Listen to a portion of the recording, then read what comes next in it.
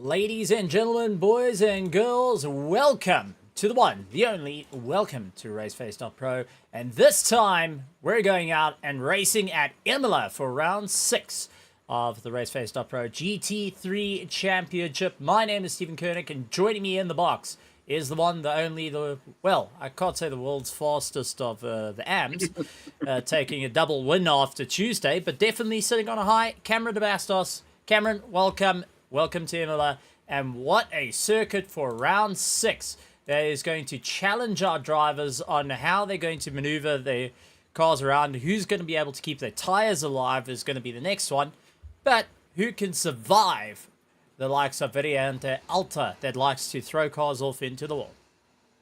Yes, good evening, Stephen. Good evening, everybody out there in the grandstands. Yes, Imola, a beautiful track, has a lot of history behind it. It's just an amazing track to really drive on, and we're going to see some exciting racing tonight. And, well, with that being said, qualifying has started under its way, so let's take a quick look. We go down the main straight to Variante Tamburello, where you got to try and maneuver your way around before you get to Variante Villeneuve. Is your next chicane. Hard braking into Tosa, carry the momentum up the hill, and move your way through to Acque Minerali. That's going to challenge the drivers on the braking and turning at the same time before you hard on the brakes to Variante Alta, going down the hill flat out till you get to Ravazza 1 and Ravazza 2 before you get back onto that main straight. But let's go to the race at hand, because everyone wants to see the driving that's out on the circuit. Cameron, walk us through the circuit and the challenges that our drivers will be facing this evening. Well, Stephen, you have a long, very long front stretch there, and that just gives a lot of speed for the drivers if they exit the final corner perfectly.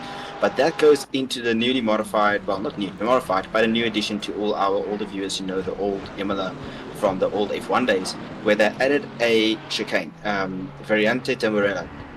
Very tricky, very difficult to get right. You have to get your gearing, your brake points, and just get it hooked it up nice. Once you get that run perfect, it's smooth sailing from there. That leads up to the Variante Villeneuve, I believe. Yes. I just know that's Villeneuve chicane. And again, very fast left-right. Gearing, brake late as best as possible, throw it in left, and then chuck it again right.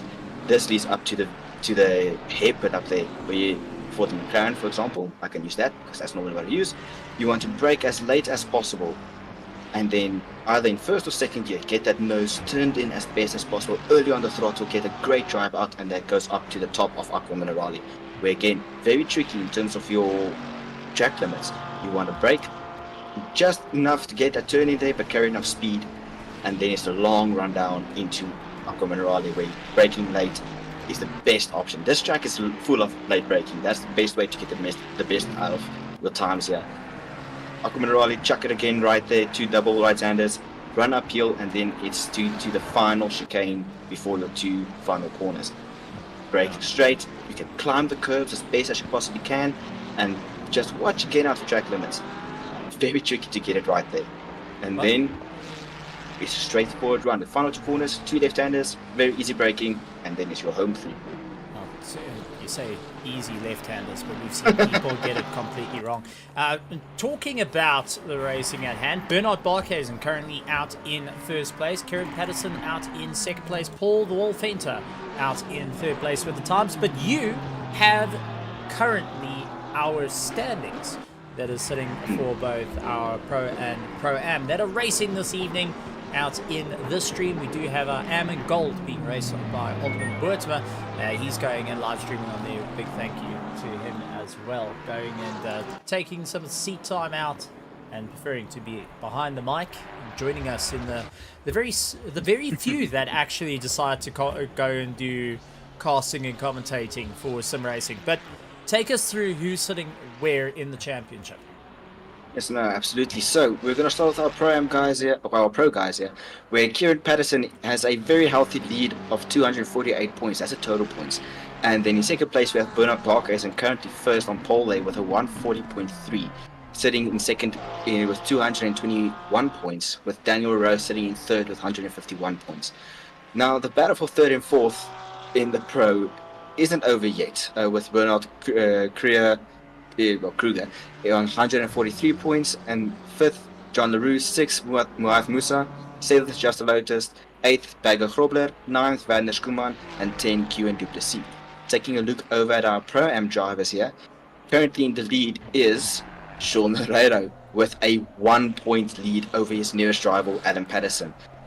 Tonight is going to be a very interesting one, especially in the Pro class for our drivers there. And then in third, just 6 points behind Alan, we have Jason Farmer. It's going to be interesting. Alan was running ahead in the points going into the previous round, but unfortunately circumstances going and playing into the favor of Herrero, going and mixing it up, but Jason Farmer coming into play, who has been on an outright charge. We've seen Jason Farmer up towards the top sharp end of the field. But I'm taking a look through the running order, and I don't see Daniel Rowe that's racing here, so that's going to also change things into play. Currently out on track, we have Bernard Barkhuizen, followed by Kieran Patterson, Jean LaRue, Paul Fenter lying fourth place, along with Conrad Volsking, Ruan Heineke, Sanjan Pillay, Alan Patterson, Keegan Saunderson, Chris Heineke, Darren Miller, Jude Neville, Bego Krobler, Jan Bego Krobler, Mac van der Merwe, Hansi Myberg. Where it's actually a little bit of a fun story. I'll let you guys in on it. Then you got Jason Farmer, Paolo Tellers, along with Tianas Buerta, Sean Lerero, Charles Darden, Mordre Claessens, Kilian Rayner, Mahayath Musa, Jaco Krobler, and then we got Kevin Du Plessis. So a couple of things we need to chat about, and one of them is, I think, more important than the rest, is going on to our viewers competition. That is just for the viewers. So the drivers, sorry guys, you guys have to work a little bit harder than that.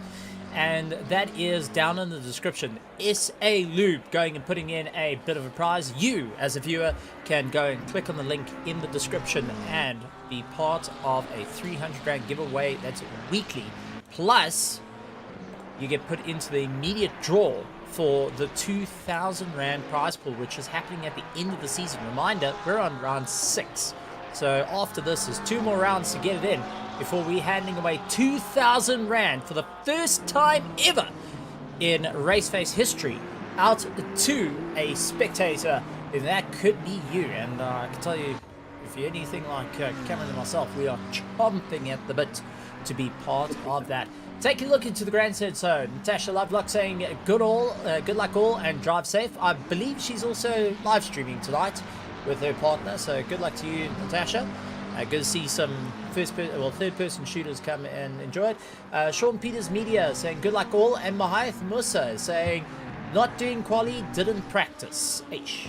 So Mahayath Musa just rather going to wait it out, which is a bit on the rough one for the BMW driver. But knowing how he manages to fight back from the back of the grid, I think it's a bit of a challenge that goes out to him. But a thank you to everyone. Make sure that you hit the subscribe button, hit the bell notification icon, hit that like as well, as we look forward to go racing right here on a Thursday evening. Gotta say, really great to be back in the commentary box after a bit of an interesting run in this week's racing. Not only on the Tuesday, we had some phenomenal racing that turned the F4 Championship on its head coming down the mountain, but also further racing going on. But the one thing that has been sweeping the nation news, and also the whispers in the pit boxes, is the possible release of the Assetto Corsa Competizione Nordschleife circuit coming out on April 1st. Everyone hoping it's not an April Fool's joke. Everyone on iRacing is going, we know this joke and we don't find it funny. Tiana Sporta though, going and making his way through on a bit of a charge. Tiana Sporta has been one of those drivers that has either done a fantastic job or it hasn't quite worked out in his favor. Same as Daniel de Villiers. Daniel de Villiers has had those moments where it's worked out well for him, but through the course of the season, luck has also turned into a bit of a tricky situation. So this is going to be a monumental run for all the drivers. I see Jean-Ray Buerta saying can't find any of the ACC service. Jean-Ray, try go into multiplayer, select all, and research. So reopen the entire app, get rid of the filters, see if that may help. There is a power cable issue. There is a CCOM issue. CCOM issue. Yeah, unfortunately, it's something that struck us today in the IT world there, and if anybody really remembers those scenes where, even the cartoons where if something breaks, everybody loses their minds. That's pretty much what happens in the IT world today when the internet and Microsoft Teams decided to go down for a bit. It was quite funny. What a loss. Microsoft Teams goes down. Jeez, proper loss there. Any case, talking on some positive manners going on, Bernard Barkhuizen, fantastic time, a 140.352. But take a look here, Patterson, right on the back of him, 0.070. Daniel de Villiers, 0.515. Now, if you guys want to keep up to date with all the live timing, down in the description, pit wall is open with RaceFace.Pro. Go and click on it. Keep an eye out on all the drivers and see these times getting closer and closer. Jason Farmer leading out for our Pro-Ams, though, in 10th position. So he's within that top 10, trying to get in ahead of Gideon Reyna, who's running in 9th place. But it looks like times are starting to fall down even further. Ruan Heineke, also great time for him. He's managed to make up some time with a 141.4 as his best lap time, and Alan Patterson a 141.485. So still keeping a monumental fight on hand.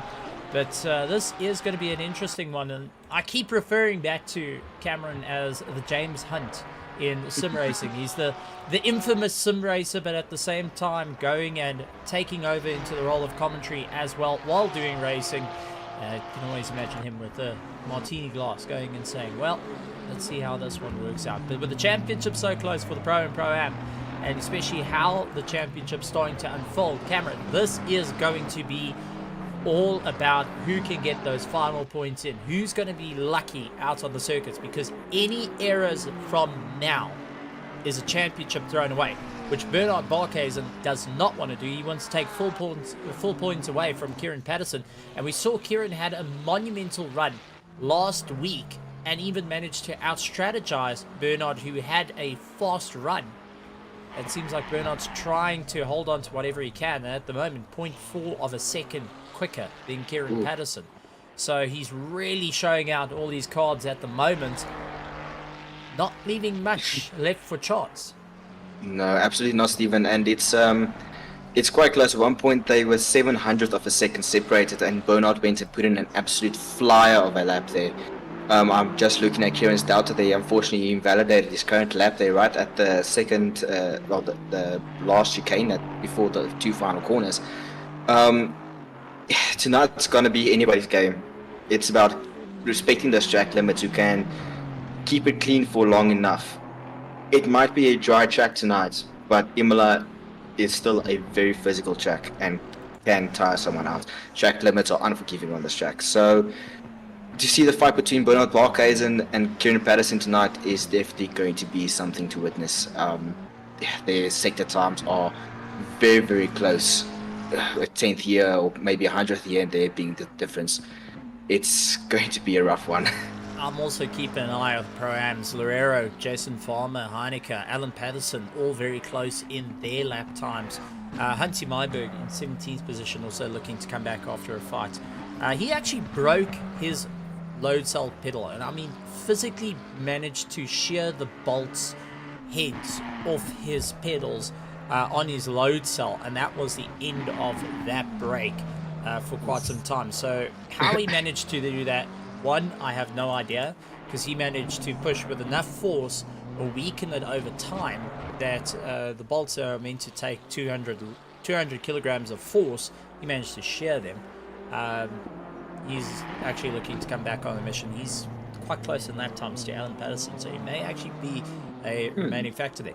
Bago Krobler, also one that we haven't spoken about. He's lying in 9th position, but we've seen Bago go and push his lap times and also try to get a little bit deeper into the zones. Bernard Barkhuizen out in 1st place, Kieran Patterson, Paul Venter, Gideon Reyna, Kieran Duplessis, Mac van der Merwe, Daniel de Villiers, Chris Heineke, Jean Leroux. Bago Krobler still pushing. He's 0.2 up on his last lap time.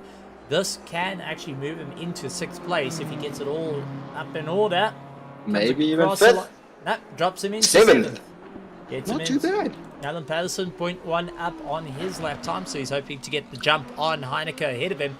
This is going to be properly closed for it. Time is starting to run out, and our drivers will be thinking, what do they need to do to get that extra little bit underneath him? Keegan Saunderson still pushing out as hard as he can. Keegan Sanderson, as he goes through the second of the, I think it's tomorrow, and now battling it out. Do you know Variante actually counts for chicane? So you can speak a bit of Italian when you say Variante. All that you're saying is chicane. But going and jumping ahead of Alan Patterson. So Alan definitely not having a Variante time out there. And losing time there. He calls it quits.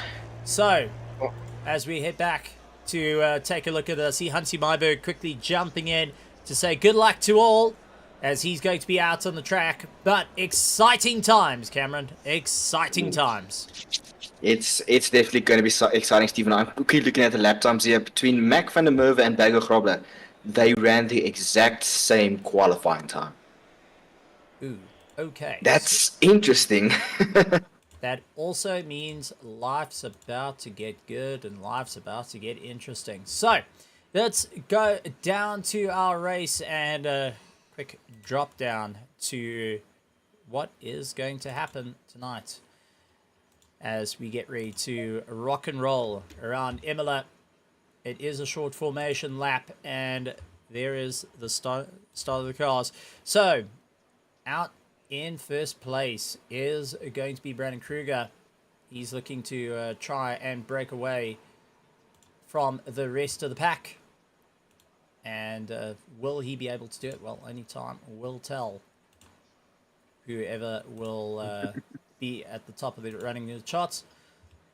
So, sorry, that's Bernard Barkhuizen. Second is Kieran Patterson, followed by Paul Venter, Gideon Reyna, Kieran Duplessis, Mac van der Merwe, Bago Krobler, Daniel the Hitman de Villiers, Chris Heineke, Jean Leroux, Sanjin Pillay, Sean Loureiro, Jason Farmer, Conrad Volskink, Ruan Heineke, Keegan Saunderson, Alan Patterson, Hansi Myberg, Darren Miller, Charles Darden, Jude Neville, Tiernas Buerta, Mordred Claassen, Paulo Tellers, Jaco Krobler, and Mahaith Musa rounding out our field here tonight.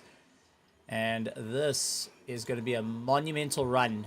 Cameron, what is your thoughts on it? We've got a bit of a stacked front end with Bernard Barkhuizen and Kieran Patterson lining up side by side once again.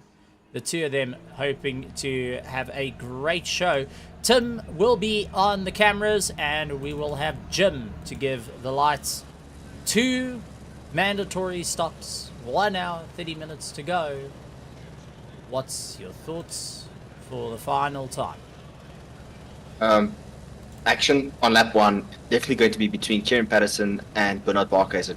Paul Venter, not a usual name that we've seen in the series. Definitely going to be an underdog in that Aston Martin.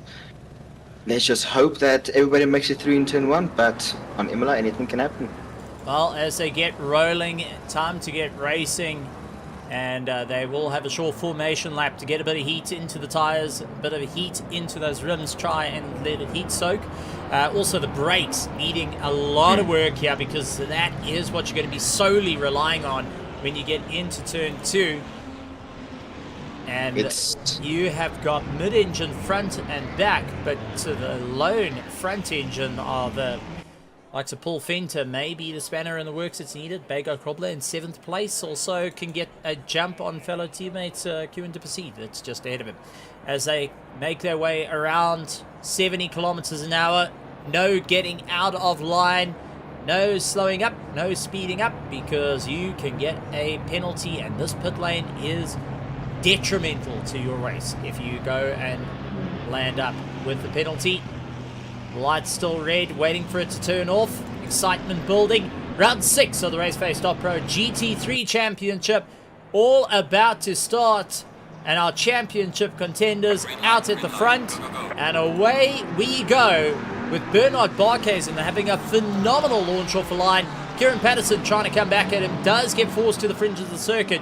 Gideon Rayner, who tries to go late on the break, but Kieran looked deep on the inside there to try and get an early pass on Bernard Barkhuizen. Paul Fenter dropping down into 4th place has got a problem as Mac van der Merwe and Quinto Percy are all over the back of him, and it does look like that is Daniel the Hitman de Villiers also trying to make some headway, but no tail for 1st and 2nd at the moment, and sharing of paint on the way through. But Gideon Rayner, part of the KSR Omnius team, now has got Kieran in a bit of a sticky situation, because instead of having his usual teammates racing with him, he's pinched between 2 teammates.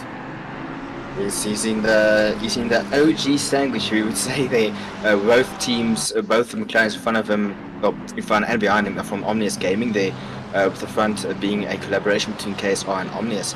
But it's good to see that there's been it's a good getaway for all the drivers. They I only see Daniel de Villiers, they're dropping a few places there, but just from this one lap, I can see already, Stephen, that Ferrari looks incredibly stable.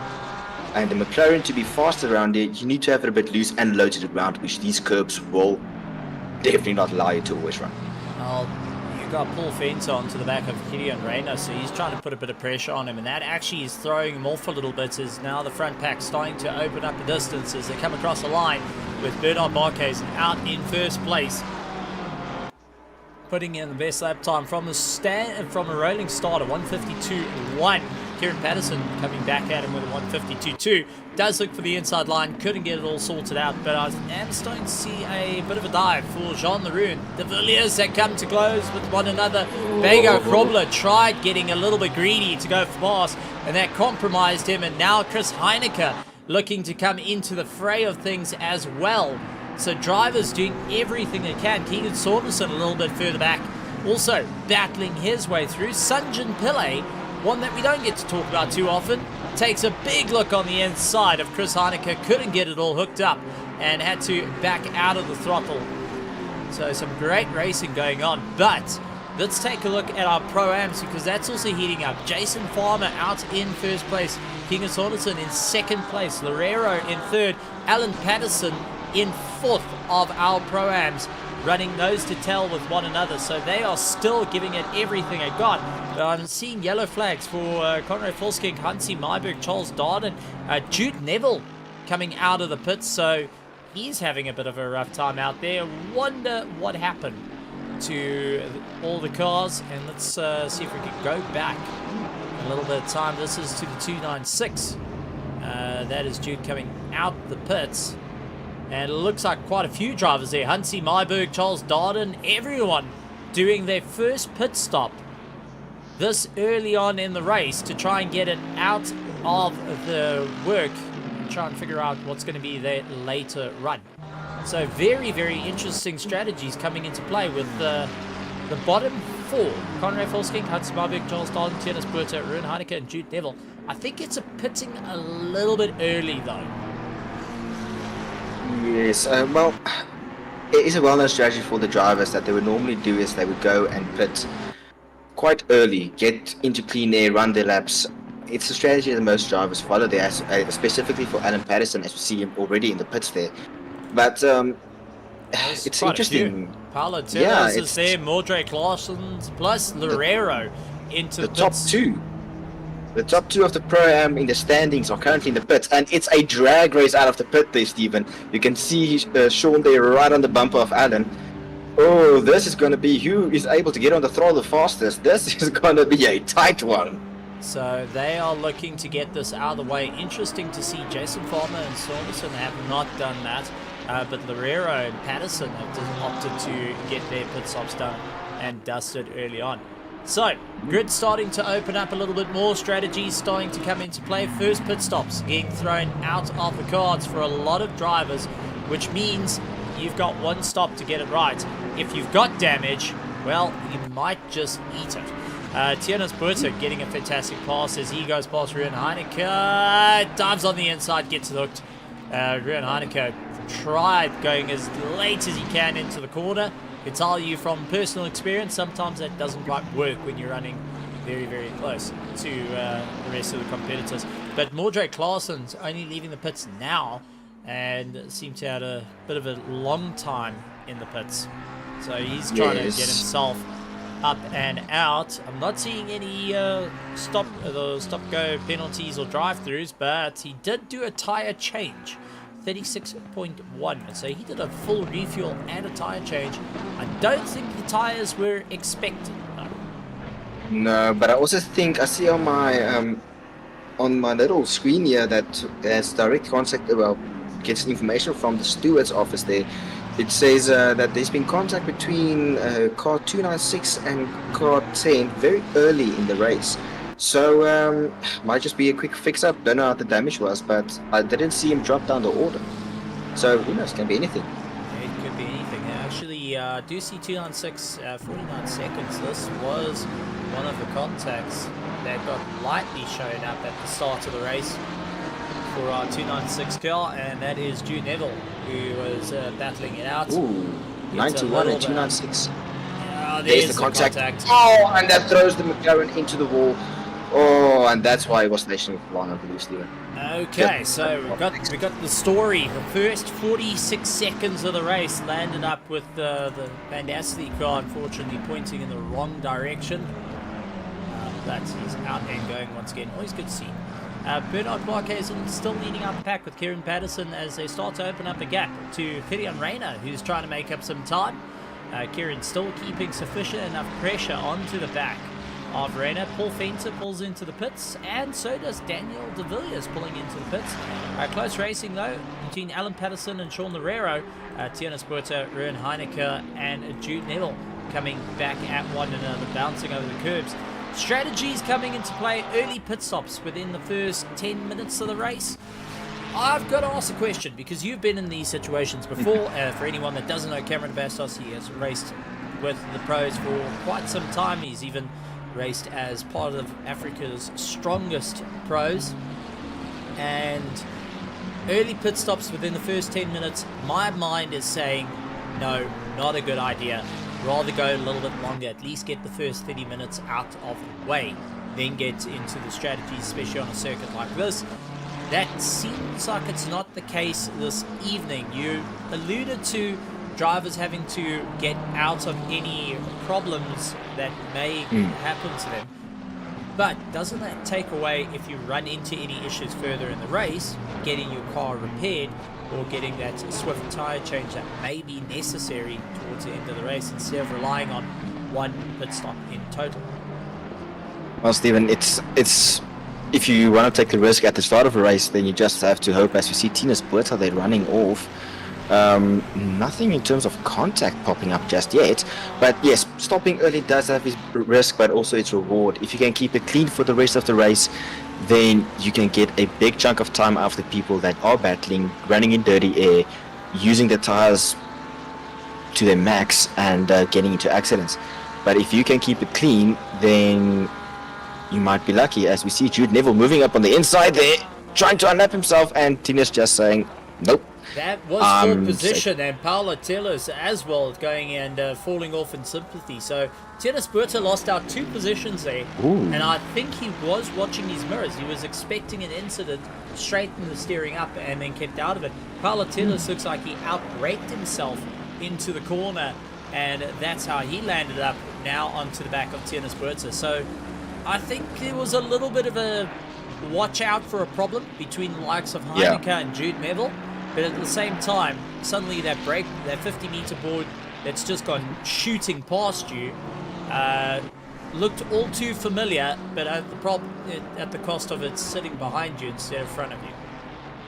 Yes, but that's again, Stephen, that's also the thing. Drivers, for example, Tienes Berta just rather already done a stop, rather protect his car and not race too hard and let other people have their own battles, maybe crash each other out.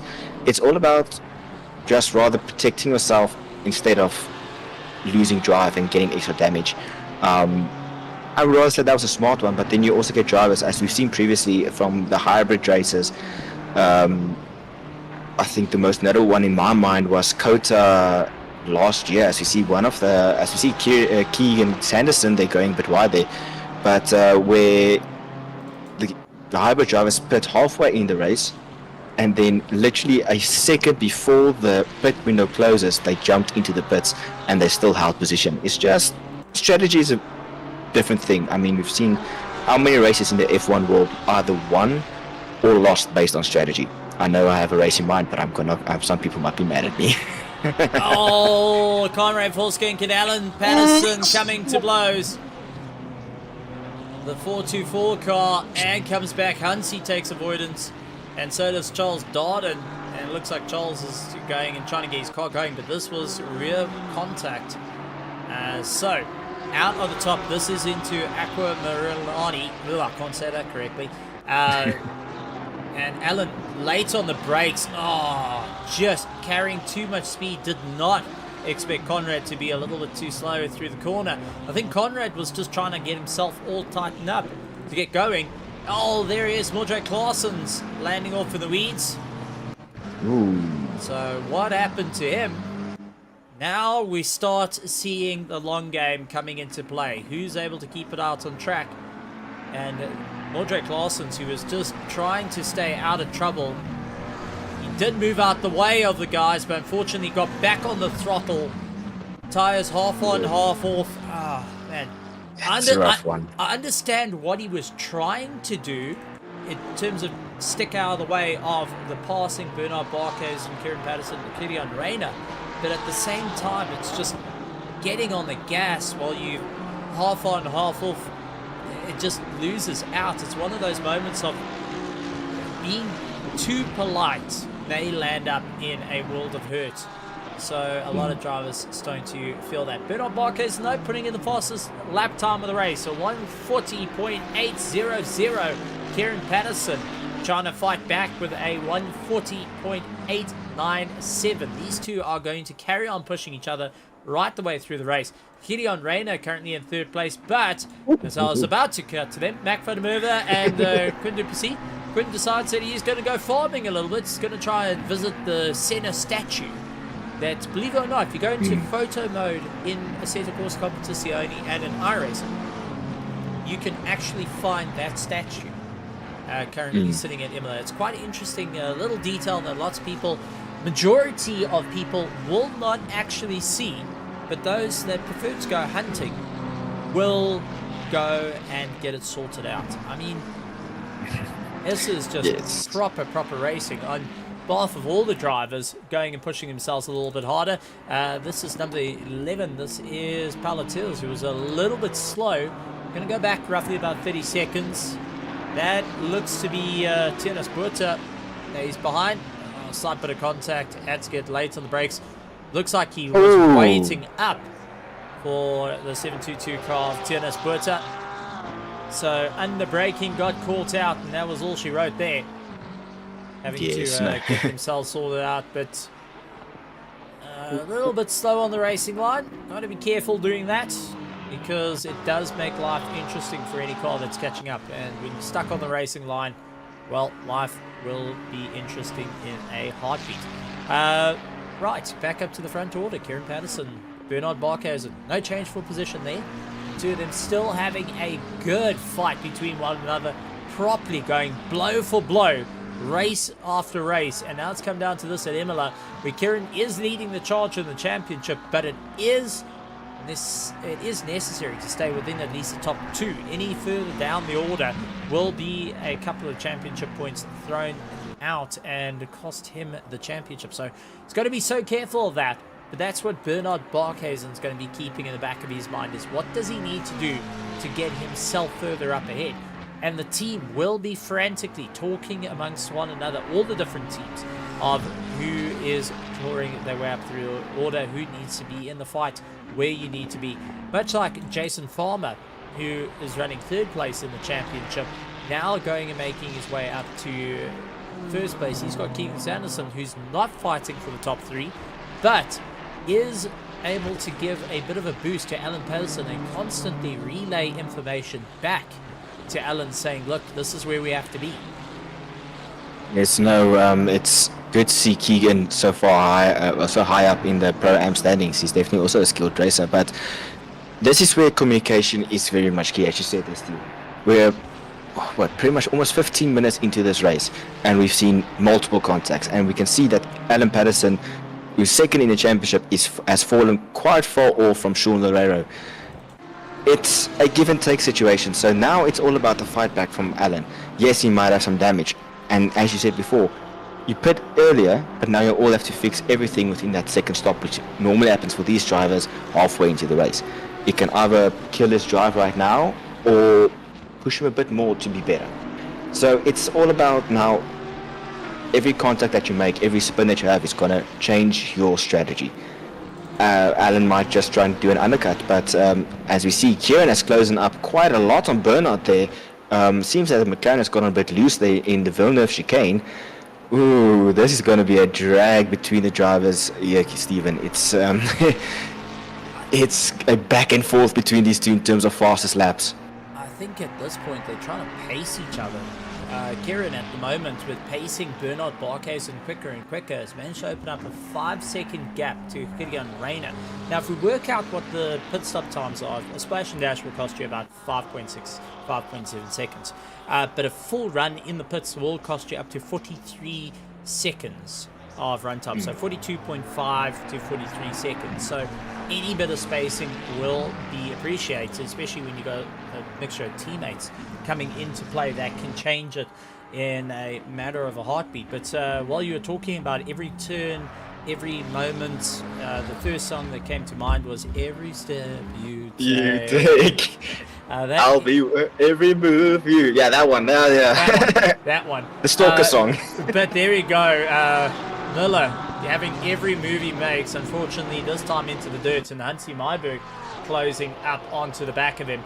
Let's actually go back roughly about 30 seconds and see what happened if the Porsche just sidestepped him a little bit and dropped a wheel on the dirt, which is a possibility. I mean, these mid-engine cars have got high rotation, which is fantastic on a tight circuit like this, but a little too quick into the corner. I think that was understeer coming into play instead of high rotation, and that allowed Hansi Myberg to try and come back at him. Hansi did look to be a bit greedy, looked for that inside line, but realized I'm a little bit too far back, so I'm going to just back out of this. Charles Darden, Conrad Volsking, Jude Neville, Alan Patterson, and Ruben Heineke now all closed in onto the fight as well for this RaceFace.Pro GT3 Championship.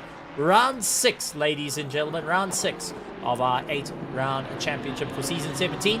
And there is also the monstrous prize that's out on the line for all the viewers out there, brought to you by SA Lube. Big shout out to them. Link in the description of the video. If you click that link between the races of this week, today is the 14th, so within this Monday to Sunday, you guys have got to have a chance to win 300 Rand cash back to you all, and to the winner of it, an instant put in for everyone that enters for that 2,000 Rand prize pool at the end for the viewers. Gotta say, really excited about that. Looking forward to seeing who walks away with the cash and gets a great start heading into April. I think anyone that wins the $300 now would be buying the new DLC that's meant to come out come the 1st of April. But someone that's buying a piece of land is Darren Miller, who is definitely dropping wheel off on the dirt. That compromised drive for Hansi Myberg. Charles Darden, though, big send on the inside. Project Vapor. That's a track limit. That is serious track limits there, blowing a little bit of smoke back to Hansi Myberg. And definitely going and having a bit of fun. Hansi Myberg now getting clawed into by Conrad Volsking. And Jude Neville in the big Merc coming back at him. Alan Patterson also looking to come into the fray as well. So some monumental racing going on towards the back of the pack, surprisingly enough. This is 17th all the way down to 21st, going 22nd position. But they seem to be in a beautiful car train that's battling it out. Charles Darden right onto the back of Miller, who's been dropping a wheel on the dirt here and there as they fight their way through. Remember, Miller is racing in Pro. Charles Darden is racing in Pro-Am, so his goal is to get closer to Loureiro, Krobler and Sanderson up ahead of him. But it's not going to be an easy fight while we see Miller, who is leading this train. Hansi Myberg, though, and also Miller. I think we need to go talk to Miller there, Stephen. I know he loves to play Farming Simulator, but Darren, this is not Farming Simulator. Oh, I think just a bit of understeer there, or just too much speed and send him wide, and Hansi again missing that brake marker. Oh, this you get from the helmet cam. This view always is something fascinating. I love the helmet cam. I love seeing where the drivers are going to be looking. Under brake late. Over the curbs, bounce around. Whoa! Okay. Oh, that looked like a steering wheel failure. Either his steering or he was watching his mirrors. I think he was... I've got a funny feeling. And call me mad on this one. Let's go to Helicam. Miller, watching his rearview mirrors, sees Charles Darden, but also sees Hansi Myberg. Hansi Myberg goes in, darts straight, comes across, and... No. I think that doesn't look... I think he watched his mirrors. I don't know, Stephen. If I look at that wheel, the wheel just went completely straight there. I mean, in the middle of a corner, one would normally watch your mirrors, specifically in that corner. So I hope it's not a mechanical failure for the 91 Porsche there. But, Darren, the Porsche, I know they made track this earlier, but this is a race car, my friend. It's meant to go fast and not plow land. So, it's I don't have any words. Do you know one of the major sims that's being played in the world currently has got the larger player base is a farming simulator? It beats Assetto Corsa Competizione in player numbers. How's that? More people want to farm than race, which is frightening actually, because I thought you would want to go faster, not slower. But Miller, though, I don't know. I think he was watching his mirrors on that, just looking at the corner, just didn't preempt the corner because it was kind of a last minute situation to turn it in. But Kieran Patterson, who is having just as much fun battling out with Bernard Barkhuizen for the top running of the order. Our spectators going wild also, everyone putting their tinfoil hats on, being a part of the chat.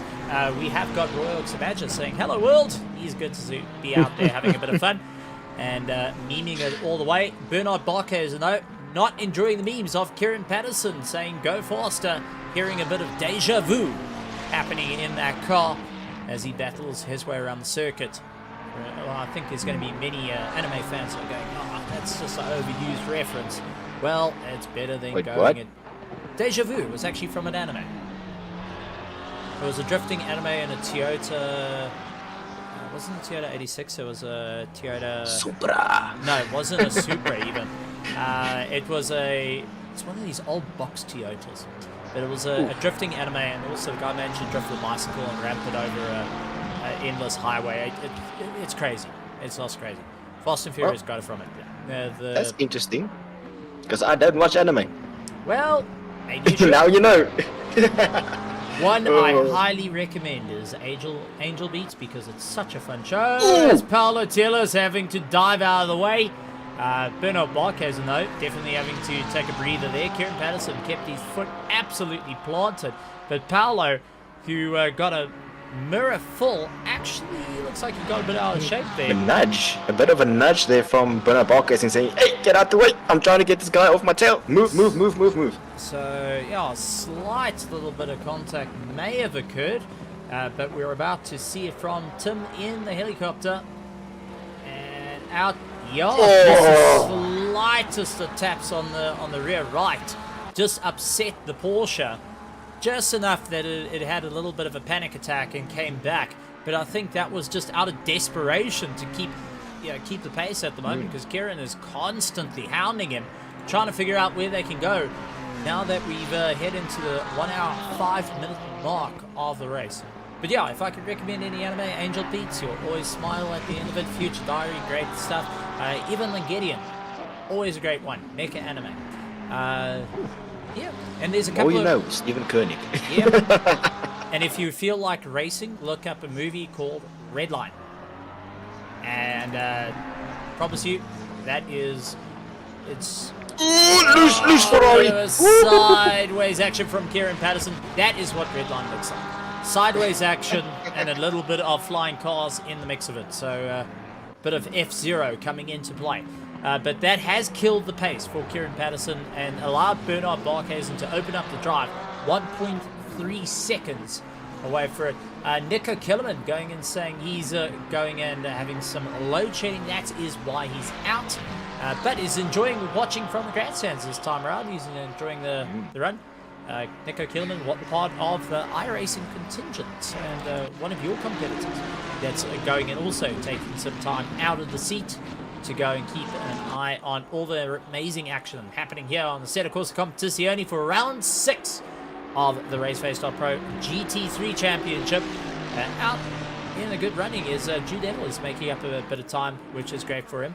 Jason Farmer, though, gotta take my hat off to him. 9th position from the start of the race, and he's fighting one of the fast drivers. I would say one of the fastest drivers in Sanjin Pillay there. Ooh, this is going to be a battle between who is the better one in the Ferrari between these two. I've raced. Funny enough, Stephen, Monday I raced against Sanjin just for fun around Imola. We had a good battle. Unfortunately, the Ferrari just beat the McLaren by an inch, for Sanjin being brilliant on the brakes, being able to brake extremely late there. So this is going to be a show where we see a gap being pulled there. This is going to be who's the best on the brakes. Well, the one that's going to be better on the brakes is Conrad Folsking, Jude Neville and Alan Patterson, because take a look, Alan is right underneath the rear wing of that Mercedes. Jude Neville on the back of the Ferrari as they look to go blow to blow. Alan not pulling out of the slipstream. Jude trying to bait him out of the slipstream. Alan looks to the inside. Late for the brakes. And... oh, boy. And that's when Mark Webber screamed. Oh, there goes a Porsche again on the farming simulator. Oh my heavens. Jude just lost... he lost 30 years of his life there. I mean, let's go to the helmet cam for Jude Neville. Wow. This was into turn 1. Hard on the brakes, and Alan... surprise! Oh, Eddie! Conrad Folsking got caught into that. Conrad Folsking got knocked in the rear by Alan. Yeah, under braking there, and that just decimated his time. So, definitely not a good run for him there. Let's try and go back a little bit at Alan Patterson. This is about 120 seconds. This is where he gained a bit of time, and where I wanted to take a look at things, because he made up under braking so much heading into the final sectors. Not a problem in the world. Closed up under braking. Conrad Folsking also right into the mix. Has got Jude Neville constantly pressurizing him for a pass. That did slow both of them up and allowed the likes of Charles Darden to start opening up a little bit more of a distance. Great to see that. Jude Neville having to pull out of the slipstream. That compromised his drive out of the final 2 corners. And this is where it all got exciting for Alan Patterson onto the back of Jude Neville. You can see right up against the rear spoiler, doing everything he can, still keeping within the slipstream. He takes a look to the outside, baits to the inside, late on the brakes. Oh, just couldn't bring the car down, and he swinged right across the nose of Jude Neville. And unfortunately, the contact landed with Conrad Forsking getting the knock on there. Patterson getting back onto the circuit. Hansi Myberg having to take a moment for himself. Alan actually giving up the position back to Conrad Forsking as a bit of a tip of the hat. Sorry, buddy, he caught that one wrong. But I'm sure both drivers did not expect to have that sort of run. No, absolutely not, Stephen. I mean, that gave me a heart attack there. Sorry for the viewers in terms of if they have earphones on or anything, but that was my impression of Mark Webber at Baku 2021. I think that was there, but that was some very, very close one there, unfortunately for Conrad Forsking being taken out there. I mean, there's a 91 car. This is what happened to Miller when he saw the incident ahead of him. Late under braking, tries to get it all sorted out, rear stepping out a little. He did the same thing. Went straight. That's something mechanical. Now, Stephen, we already have Daniel the Hitman de Villiers in PWS1. Do you think it's time for Darren the Farmer Miller? Could be the I think farmer. it's time. He's got the John Deere green on his car. That's it, and this is for the number 50 car. This is Killian Rayner who landed up. There's Tienes Burta in the background with a mistake that happened to him. But Killian Rayner also getting a bit of a tank slapper, wheel in the dirt. Mistakes starting to creep in. Couple of cars running into issues here.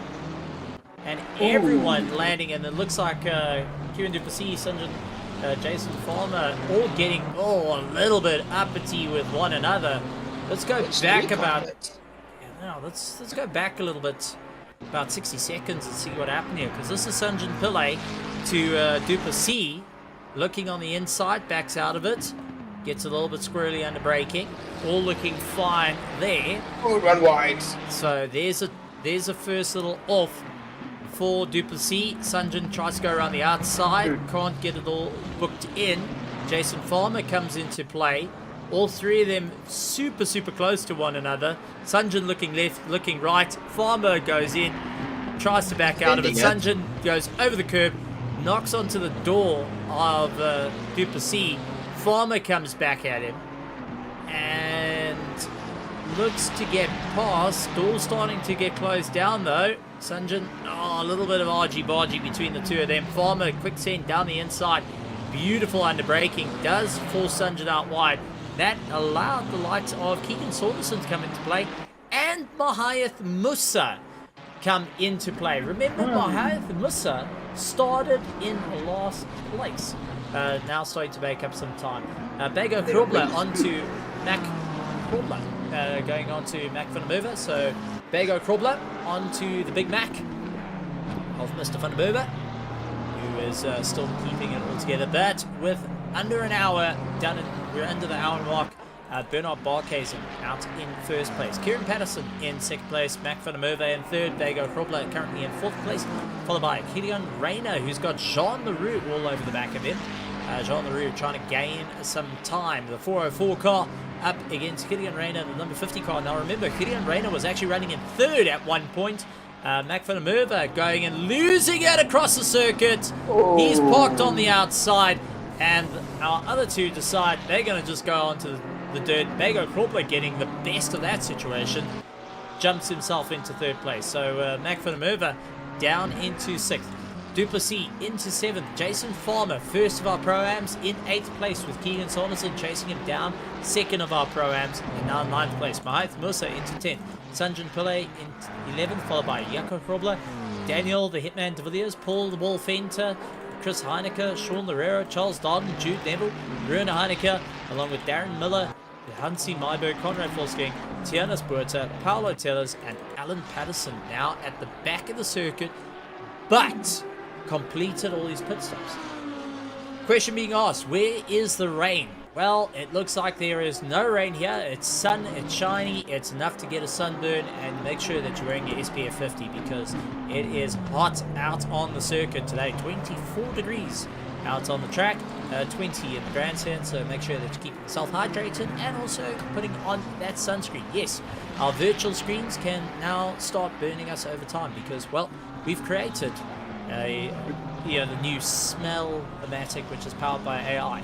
But did you know, I'm going to throw this one out to you guys, did you know that back in the early 70s, early 60s, when TV was first coming out, there was actually the first ever in the 60s Smell-O-Vision. There was actually a Smell-O-Vision made in the early 60s, but it was thrown out because it was a fire hazard and made people very sick because it started vaporizing mercury. Oh, Not quite what you want to have. Not what you want to have in the house, but Smell-O-Vision was made in the early 60s. How's that? what's with the 70s and mercury? Oh my word. Well, that's interesting. No, Something that's Yeah, been around okay. for a while. It's like the Yeah. wheel. It's been an invention for an incredibly long time. Active Yes, I actually- suspension as well. I actually saw a funny video, a funny photo earlier today where they showed that whenever this new invention that creates a smell, and they say they should smell what's in the game or whatever, and someone made a meme of it by showcasing one of the scenes from the Mario games, and I assume it's some kind of stink monster. I never really played Mario. My first introduction to gaming was The Sims. I can only imagine the smell of brakes coming into the cockpit of these cars because Myeth Musa and Keegan are pushing one another. Myeth Musa does look to the inside, backs out of it. Keegan Saunderson though backs out and a bit of a jump on the chicane there. Ooh, I think Myeth Musa has got Jiminy's ear going, naughty, naughty, naughty. Don't do that once again. Keegan Saunderson though going and defending like no tomorrow at the moment. Remember, he's second of the Pro-Ams, so he doesn't need to be in this fight. Now from a class championship perspective, they can see who they're racing in their class, much like us, the viewers at home, can see the different classes. But when you've got the helmet on, you've got the visor down, the red mist comes into play. I mean, Cameron, you can attest to this. Going and telling one of these drivers right now to just get out of the throttle and focus on the class instead of going for overall position, not an easy thing to do, and 9 times out of 10 you will be muted. Yes, for a driver to be told let off on the throttle is definitely something that no driver really wants to hear, or this is not your fight. I've fallen victim to red mist multiple times, and it's not something that one can shake immediately. But I mean, these two drivers, no matter what the class, they are going to want to show one another they've got what it takes to take it up against one and show them, listen, I can beat you, I can take you on physically in a fight. So I could just imagine what's going on in the radio comms between these, for each of these respective teams, as I know for a fact that Keegan has got a track warning for that one day. It's going to be a close one. Myeth Musa is not giving it an inch and is also flirting with those track limits. I do think towards the end of the race we're going to start seeing track limits coming into play. A couple of cars pitting. Sanjan Pillay just came in and out of the pit, so he is back out and racing. Keegan defending against Myeth Musa. Now they're both trying to improve in their respective classes. Keegan, who has just been keeping it consistent at this point, that's the aim of the game for him. But Myeth Musa, I've got to take my hat off to the guy.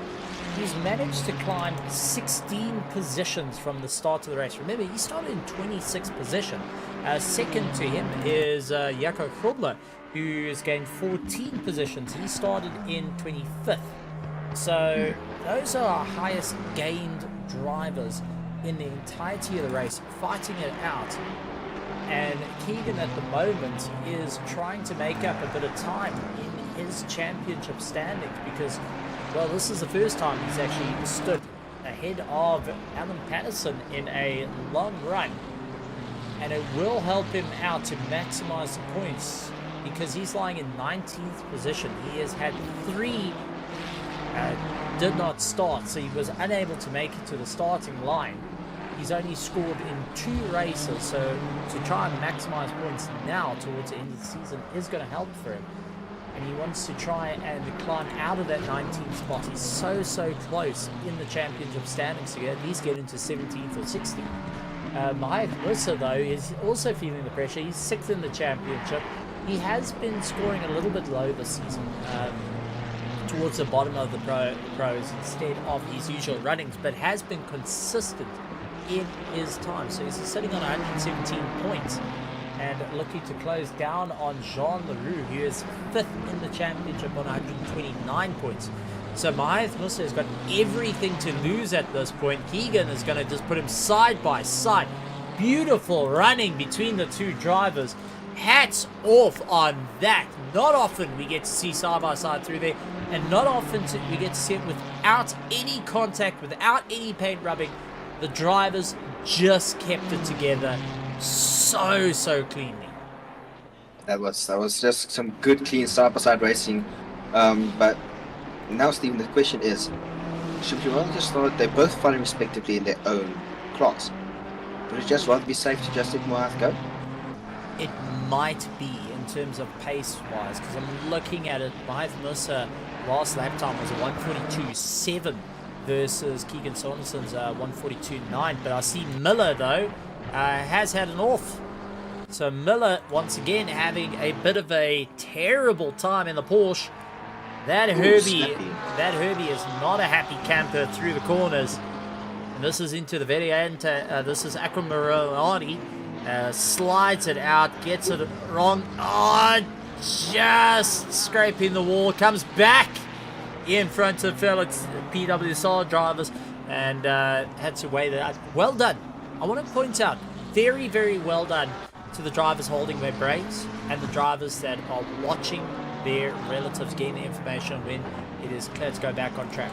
Something that's often overlooked is the relative, and we don't often say well done to drivers like that have those type of things, but when you can keep an eye on your relative and just see, okay, track's not clear, hold the brake, just you fighting every urge that your body wants you to just get going, put your throttle down. Well done to them. Mahath Musa, though, a little bit too early on the throttle, and that did compromise his exit, allowed Sanderson to get away. So Keegan now trying to open up away from the Project Vapor driver. So doing all that they can. But while this little fight's happening, Keegan is suffering because Jason Farber has opened up a monster of a gap, 3.3 seconds. It's great to see Keegan holding him up. I think they've heard what we said there, Stephen, and rather just said, listen, my fight's with Jason Farmer up ahead. Moath, just tow me along so I can close the gap down, because now it's a Ferrari versus Ferrari. These cars are evenly matched. There's no balance of performance and effects in terms of one is bit as fewer or less. So rather get towed along by a BMW which is showing much more faster pace and try and get that gap down again. And I think this might actually just work out. It's good to see Keegan out there, even though he had those 3 different starts. But very happy to have him out the track there. He's keeping a positive run at this point. I've got to say, there's been quite a few drivers that have had a season to forget. But it's all about bringing it back. Paul Fenter, though, got to point him out. He started out towards the top running of the order. He actually started in 3rd place. He's now lying in 12th with an earlier pit stop. Second to everyone that has completed their first pit stop, Daniel De Villiers, which is ahead of him. So these two are fighting it out on track position as it stands, both completing their first pit stops. Then our top 10 still needing to get their pit stops done and dusted. Both Jason Farber and Keegan Sanderson. That will play into the effect of Loureiro, De Villiers, Fenter, Heineke, Drew Neville, Charles Darden, and the list can go on. So this can change things up. But for the likes of Daniel De Villiers and Paul Fenter, they're going to go hammer and tongs at one another. And let's see if the Hitman will be able to keep it ahead of the wall. Or will De Villiers become another brick in the wall? the amount of 80 song reference you are making tonight, Stephen, and the fact that I know them just makes me feel old, even though I'm not old just yet. Do you want to borrow my Zimmer frame? Walkman. I've got a Zimmer frame. Yeah. I don't even know what that is just yet. You don't know what a Zimmer frame is? No, actually Okay. no. Well, there's something for people to Google. What is a Zimmer frame? Well, it's a walker. Everything that we call a walker, its actual name is called a Zimmer frame. And you get very fancy Zimmer frames that have seats on them. And you even get even fancier ones that now you can buy with a cooler box. I learned that today. Paul Venter on the back will be looking to pull out his cooler box as he's sitting right behind Daniel de Villiers and hoping to put enough pressure on him to go for a bit of a pass into that top 11, but overshoots it by far. Paul, where on earth are you going, buddy? I know you're out in Italy, but you really don't have to go to the Leaning Tower of Pisa that far out. Again, Paul, I think you're quite a far away. The closest town, I believe, might be Turin. I don't even know about that. But as we see... and LaRue into the pits. That's going to give it to Kieran Patterson, Bego Crawler, Kilian Reina.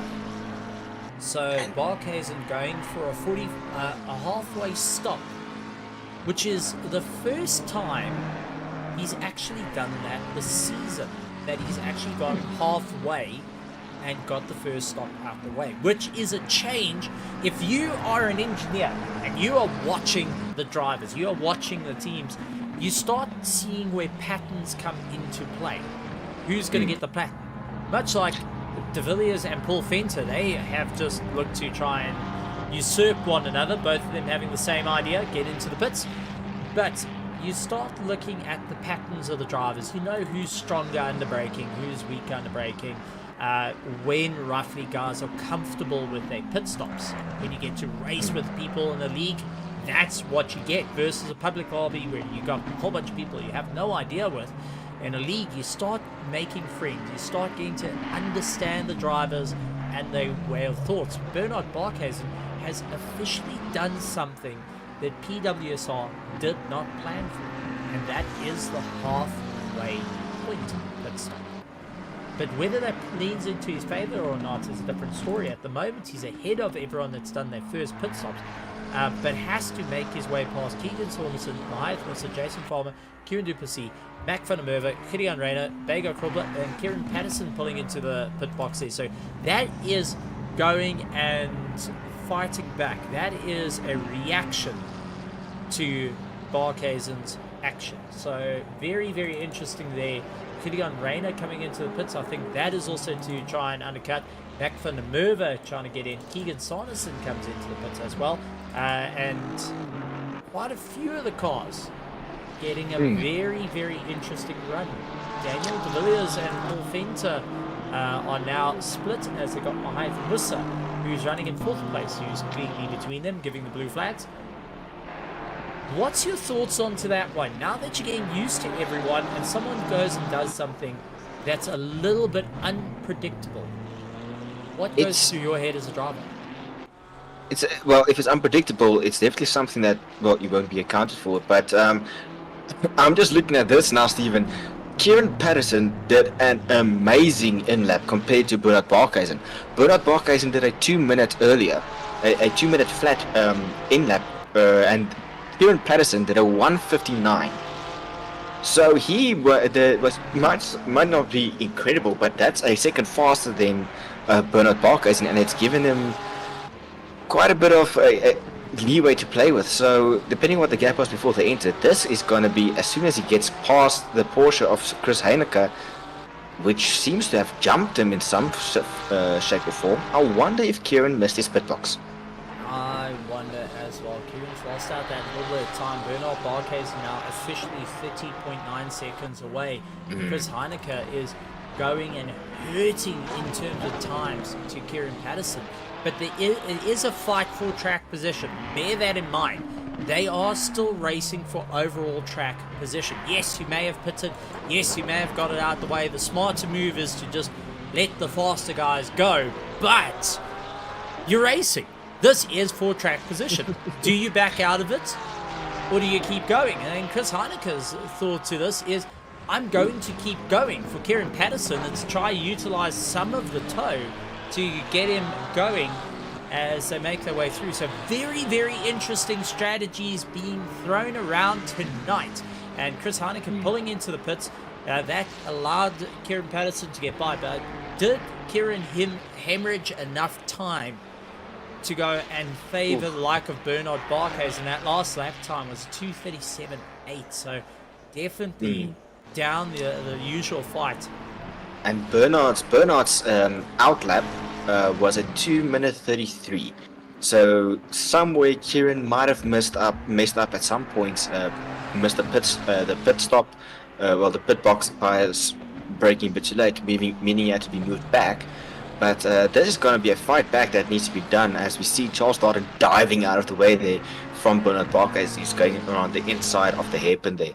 I don't think he had much option of that. Bernard said I'm either going to be a passenger in the seat next to you, or we're going to have a bit of a change of track position. So interesting. Move or be moved. Yeah, yes. That is it. Move or be moved, and none of us like to be moved. Keegan Saunderson ahead of Jason Farmer. So this is now a change up for Pro-Am, where Jason Farmer, who was leading, is now playing second fiddle to Keegan, who got a phenomenal run out the box.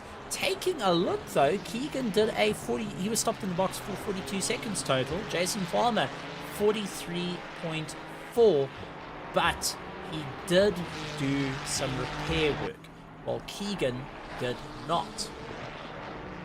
I think they both might have done some repair work there, Stephen. That's actually quite interesting. Yeah, this is going to be, as we see, yellow flags there. Let's see.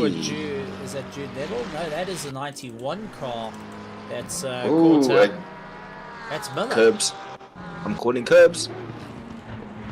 Not Curbs, Curbs. Curbs. Yeah, sorry, it's the Afrikaans coming through on that one this time. It's fine, all the curbs.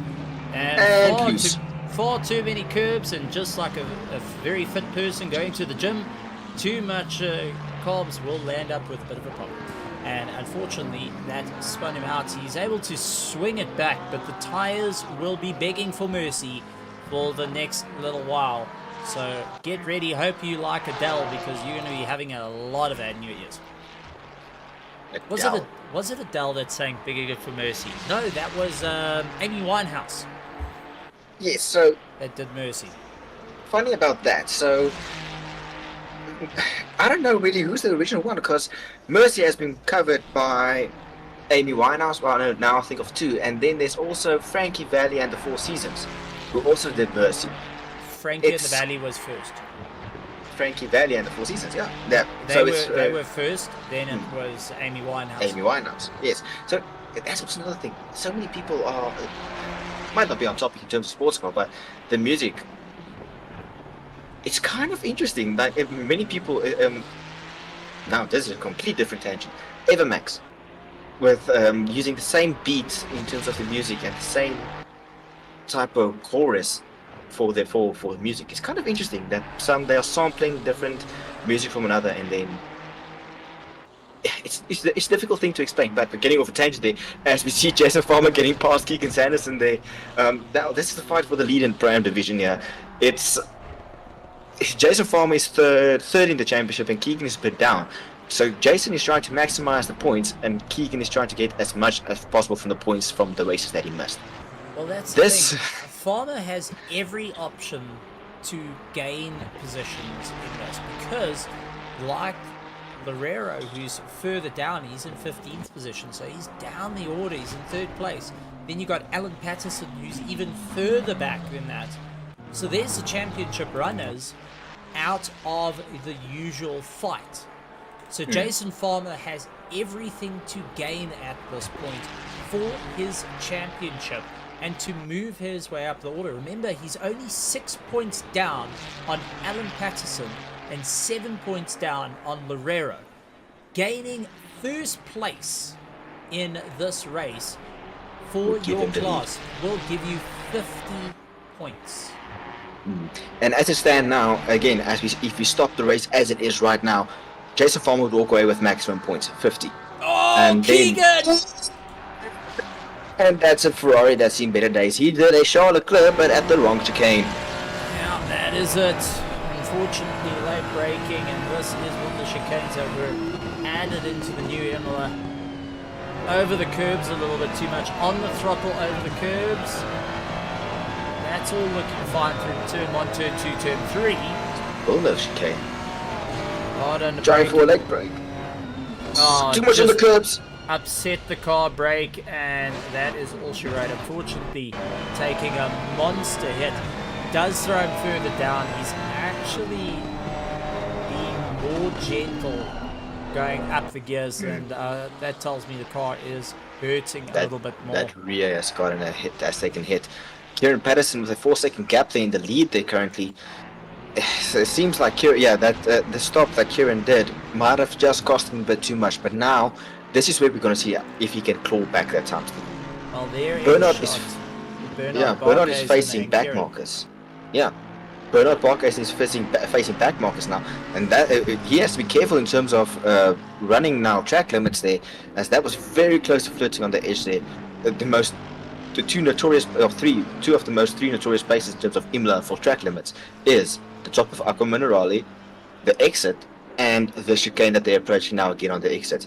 I think, as you said earlier, later tonight, we're going to see some people having drive-thrus for track limits, unfortunately. And just a reminder to everyone out at home for the RaceFace.Pro GT3 Championship Round 6 Season 17 that you're currently watching live here from Imola. The track limits. What is the penalty? So how we talk about track limits for guys that don't know sim racing all so well, or guys that are too slow like myself, that we don't run into track limits too often, because usually they just feel bad for us and try and take away time, saying, look, we feel bad for you.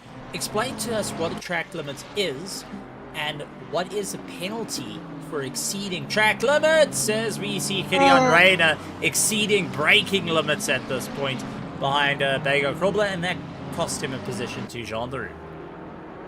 Yes, that was a bit bad braking there, unfortunately. The McLaren, it's a downhill section, so McLaren will normally, you have to brake a bit earlier with the car and not the normal 100 meter board for that second to last corner there. But to go back to, as you said there, Stephen, track limits. So as you can see on the video on the track there for all our viewers there's two white lines on the circuit. That means that the driver needs to stay between those white lines. That's your racing surface. You're not allowed to go past it. Then you need to stay between them. So if you do happen where you might have just run wide and all four tires just go past that white line on corner exit, that will be counted as exceeding track limits. Now in ACC we get 3 warnings. You get your first warning, and then go from there. You get 3. If you get across the one of the white lines on your 4th attempt again, then you get a penalty. That can range between a stop go 30 or a drive through, depending on how bad it is. Normally, so far I've only seen a drive through. I can't remember which tracks normally give you a stop go 30 for track limits, but it's definitely punishing, especially on circuits such as Spa-Francorchamps, where if you do exceed track limits, you have to drive through the entire pits. It's not the F1 pits, it's the endurance pits, which means it's all the way from the last corner, from the bus stop, through La Source, and you only exit at the bottom of the Rouge. You lose a lot of time. 72 seconds, exactly. That's why we hate track limits.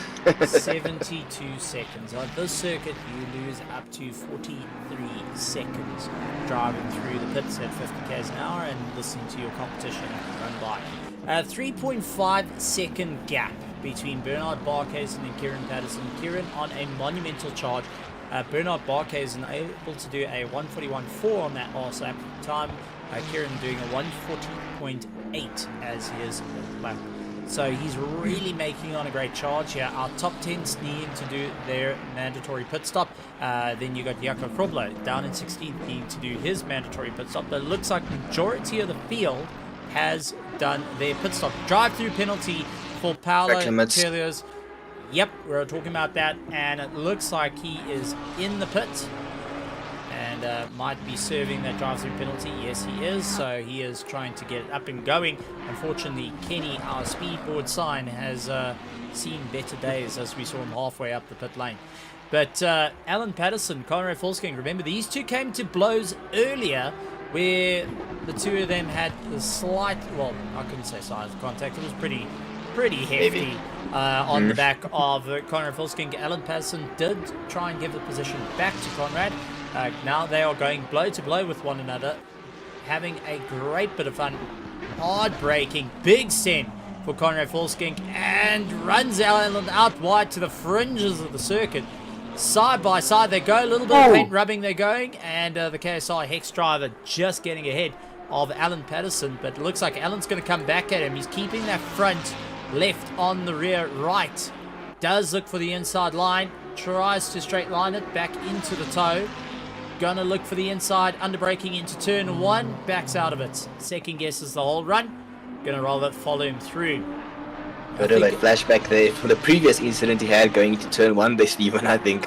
Saying, nope, I don't want that again. I think there was the excitement, the adrenaline kicking in, and then common sense just went and started leaning on the handbrake, or leaning on the brake a little bit harder and saying, look, it's not worth it. It's not worth it on the big send here. He's racing in pro.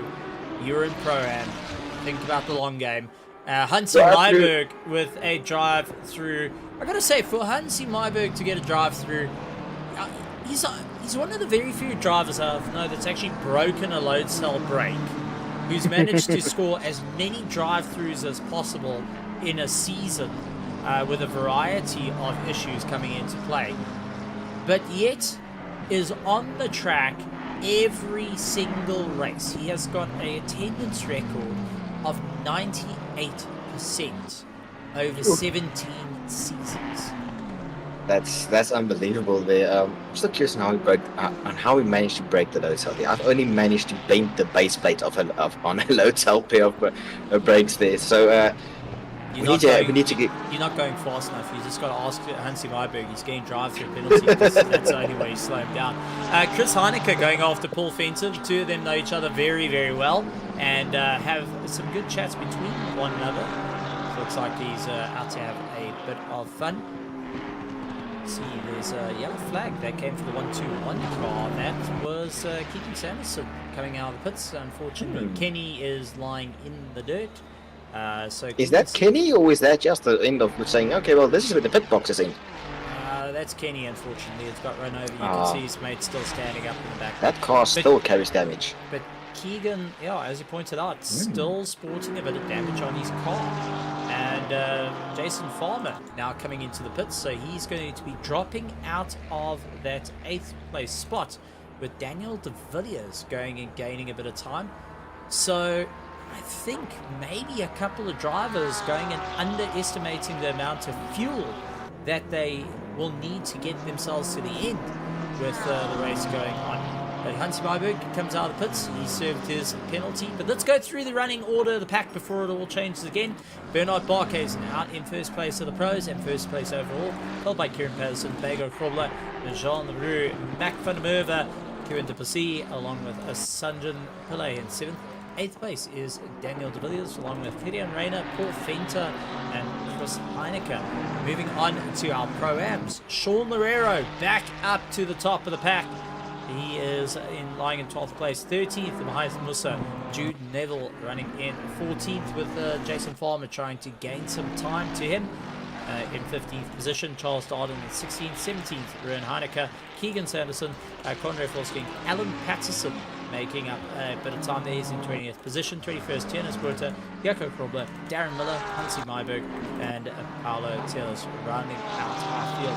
Front pack, though, starting to get into a close race. Bernard Barkhuizen and Kieran Patterson closing up on one another. Paul Fenter and Chris Heineke going and closing up on one another as well.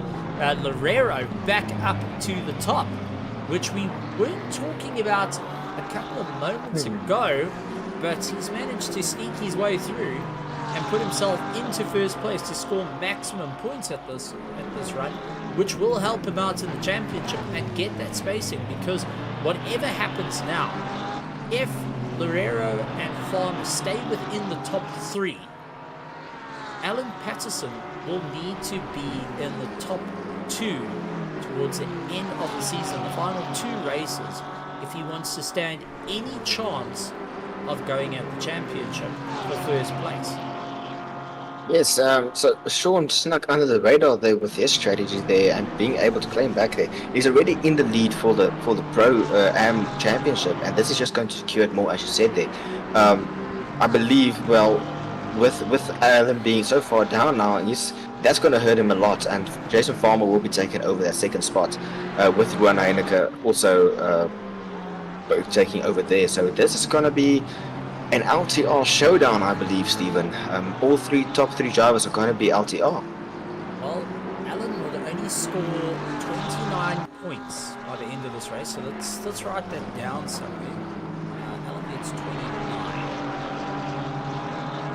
on his run. Jason Farmer will get, if he finishes now as it stands, will get 43 points.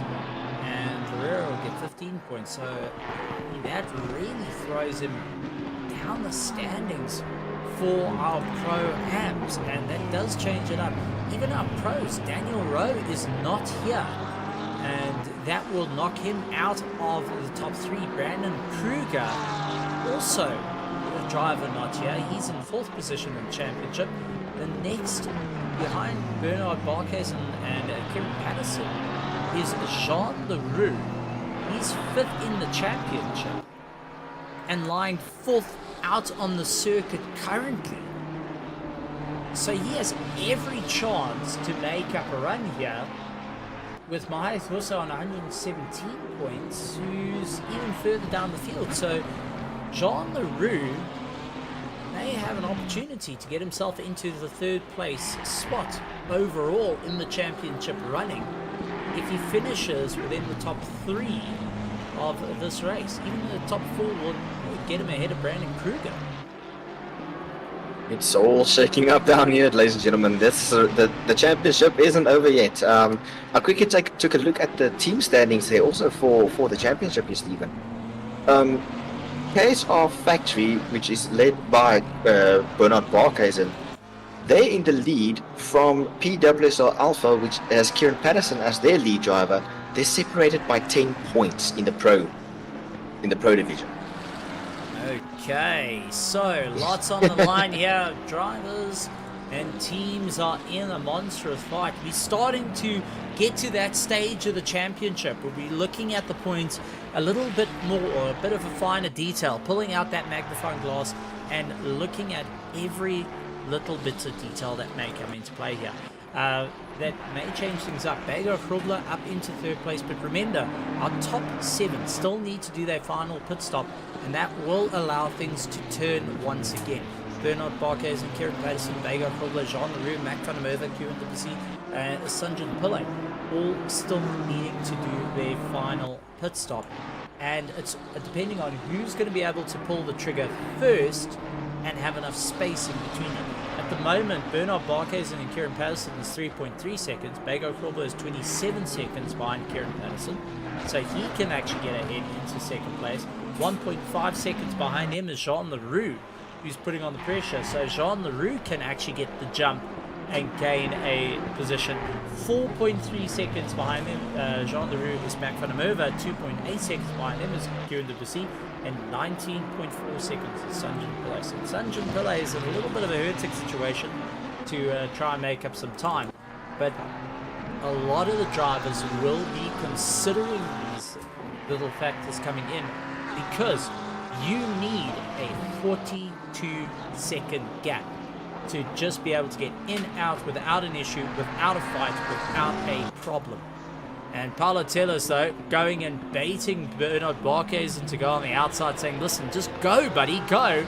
Bernard Barkhuizen was hoping to utilize the slipstream for a little bit more, got caught out, that ate his time up, and Kieran Patterson made up 0.3 of a second in one corner. Yes, as we see a yellow flag, or a brief yellow flag there for Keegan Renner. I've just gone off track there.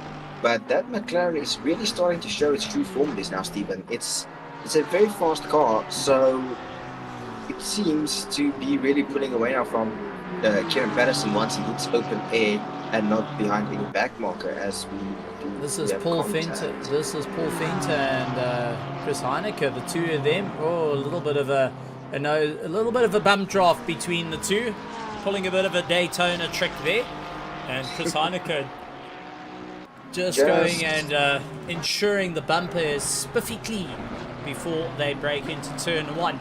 But some phenomenal racing right the way through the grid. At the moment, though, closest battles, Bego Kropler and Jean Leroux, followed by Charles Darden and Ruan Heineke, have also been keeping it nice and close to one another. Jaco Kropler and Darren Miller going and running 22nd and 23rd in the running. And actually, these two drivers are the very few drivers that you could say you've teamed up with both Miller and Jaco Kropler. So you get to know about what both are thinking in this situation, as it's an all-out race for them for 22nd and 23rd place.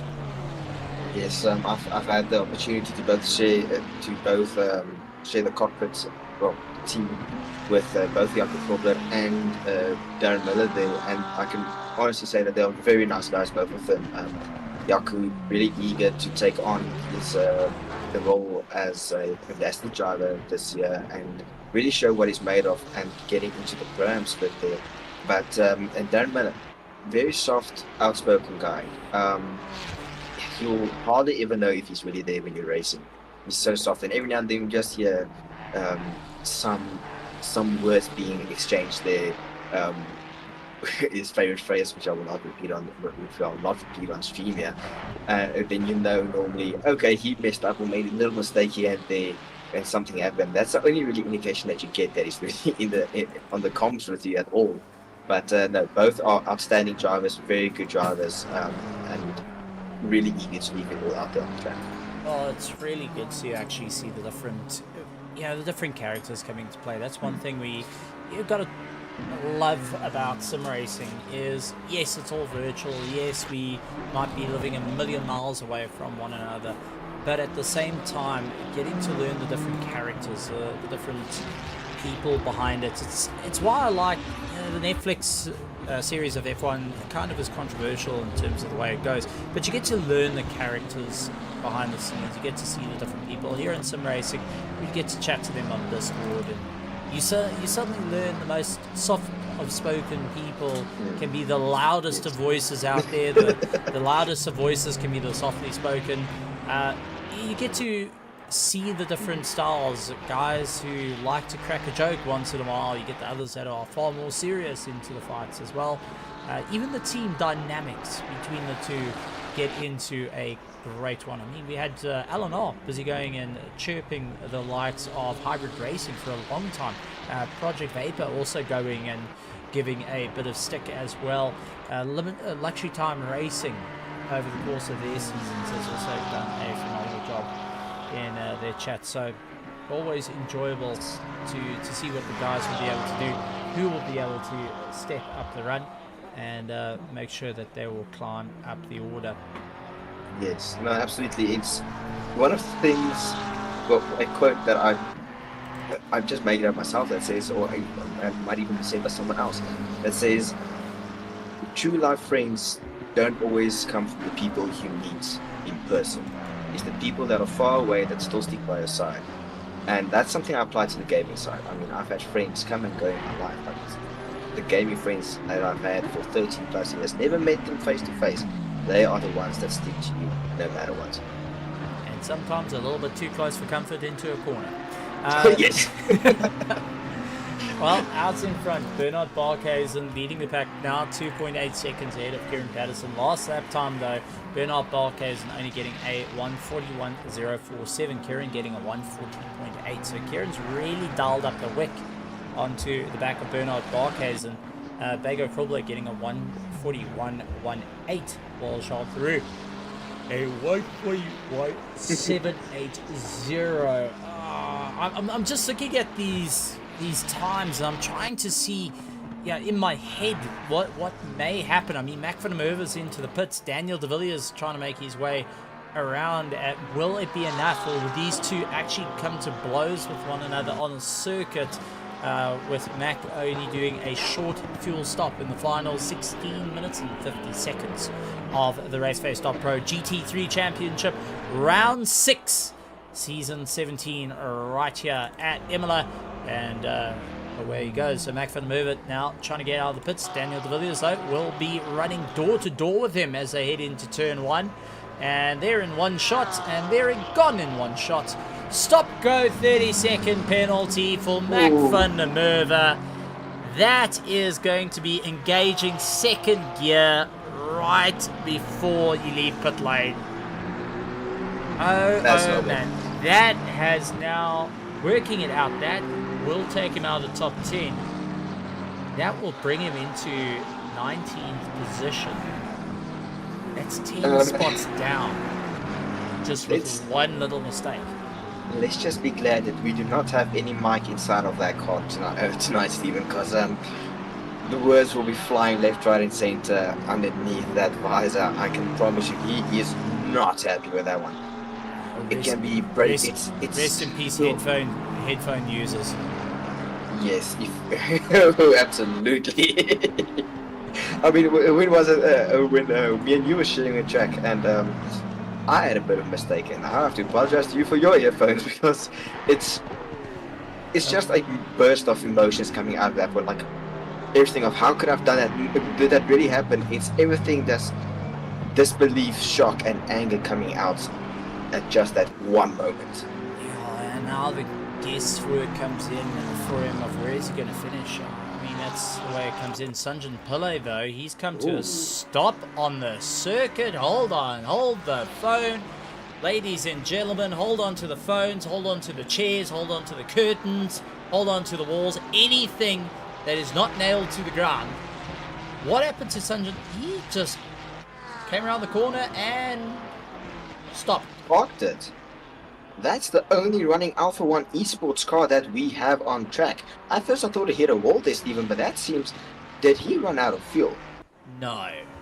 That can't be. That's a massive miscalculation then. No, that was not. And he's disconnected out of the server by the looks of it as well. Yes, I don't see him there. Yes, we have 23 running cars and not 24 as we had previously. I'm curious to see what happened there. Don't really know. The 145 car also having a bit of a run. This is Jaco Krobler, who I think has been paying a little bit too much attention to having an open wheel cockpit versus a closed wheel and having a bit of a tank sapper. And I think at that moment suddenly he realized, hold on, I've got ABS, I can stand on the brakes a bit harder. Hold on, the rear tires didn't quite enjoy that. But Sanjan Pillay with a disconnect. That was a very relaxed. That was a very relaxed stop for him. If it was a mechanical failure, they're usually very jolting out the way, and this time, not so much. I'm able to get my hands on telemetry for this car, and coming out of that hairpin, it seems like something. The throttle didn't go full out, and I can see he pressed it, but it stopped and comes and goes. I wonder what happened there. Mechanical failure, probably. It's only guesses that could be, but the only Alpha 1 esports car that's in the field, unfortunately, now out of the race, and not the way that you want to go in the last 13 minutes of the race. I mean, you want to try and hang it out for as long as you can for a moment like that. It does twist things up for him, and unfortunately, it just hasn't been his season. It really hasn't been his season, and my heart goes out to the chap. He's in 25th position. If you think about this, he's finished round 1, missed 3 rounds, then finished round 5, and that's been his season. It has genuinely been his season of running at the pack order 2 points off Issam Domingo, who's had 4 did not starts so far, heading into 5 did not starts. I mean, for any racer, you want to really keep it going. Oh man, I'm a bit gutted by that one, but I'd love to just talk to the guy, even if it's off air, off a microphone, and just try to get a bit of information of what exactly happened, because it was an easy stop. It wasn't a jolt. It wasn't like you slamming your foot to the ground. That was a nice gentle stop. Move it over, try not get in the way, and get it towed back to pits for whatever rhyme or reason. Yes, it's kind of interesting though, Stephen. As the lap before he stopped, he did his pit stop. Yeah. So I wonder what happened there. It would have been awesome to hear what's going on. But I see Kieran Patterson is dropping some time there, it seems. What's happening to Kieran Patterson there? I mean, Bagger was right behind him, and now I see Bagger has also dropped off there for a bit. What is going on here, ladies and gentlemen? This is getting interesting.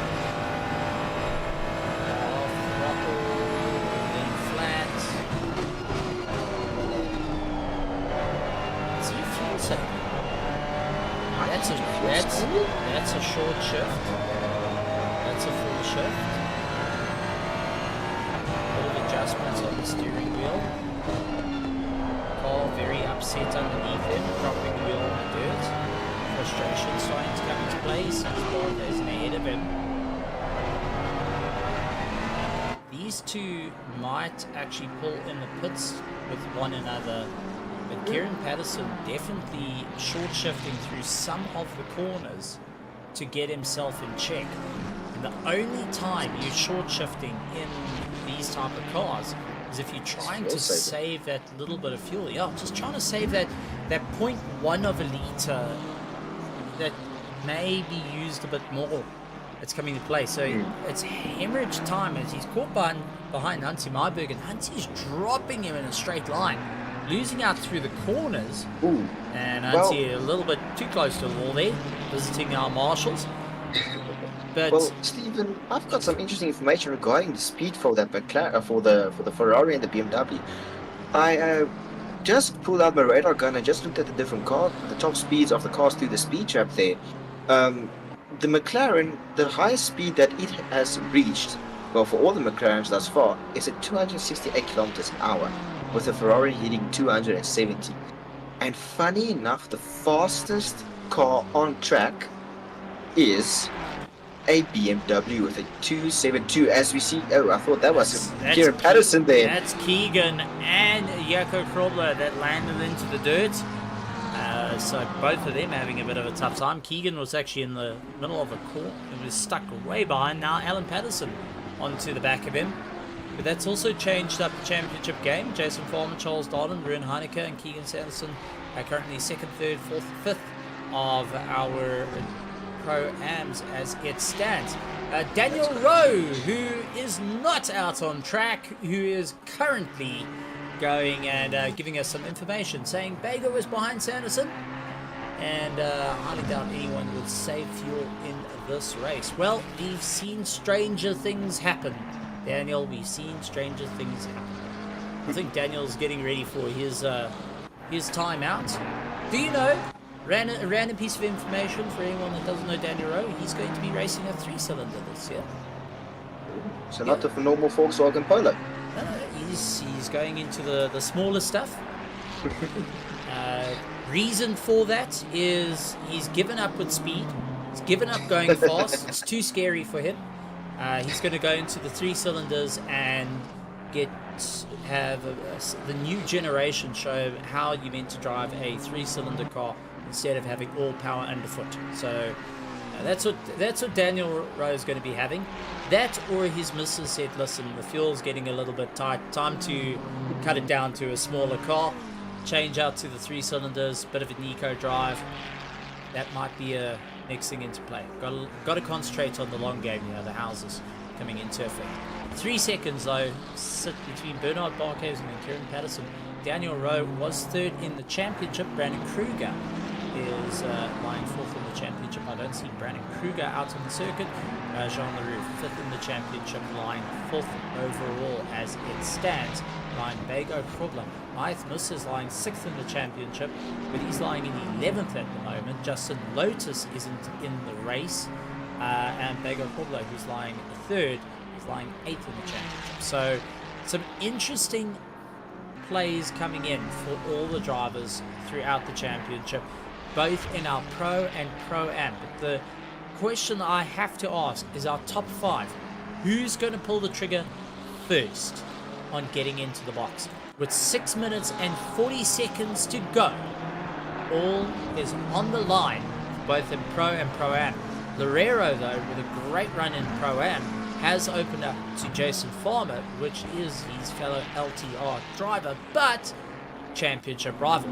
Charles Harden, Project Vapor, now in contention, standing on that 3rd place spot ahead of Ruin Heineke, that wants to try and make it a lockout 1st, 2nd, and 3rd for the Pro-Am for the Pro-Am race round 6 at Imola. But Bernard Barkhuizen gets past. Kieran Patterson was first to pull the trigger.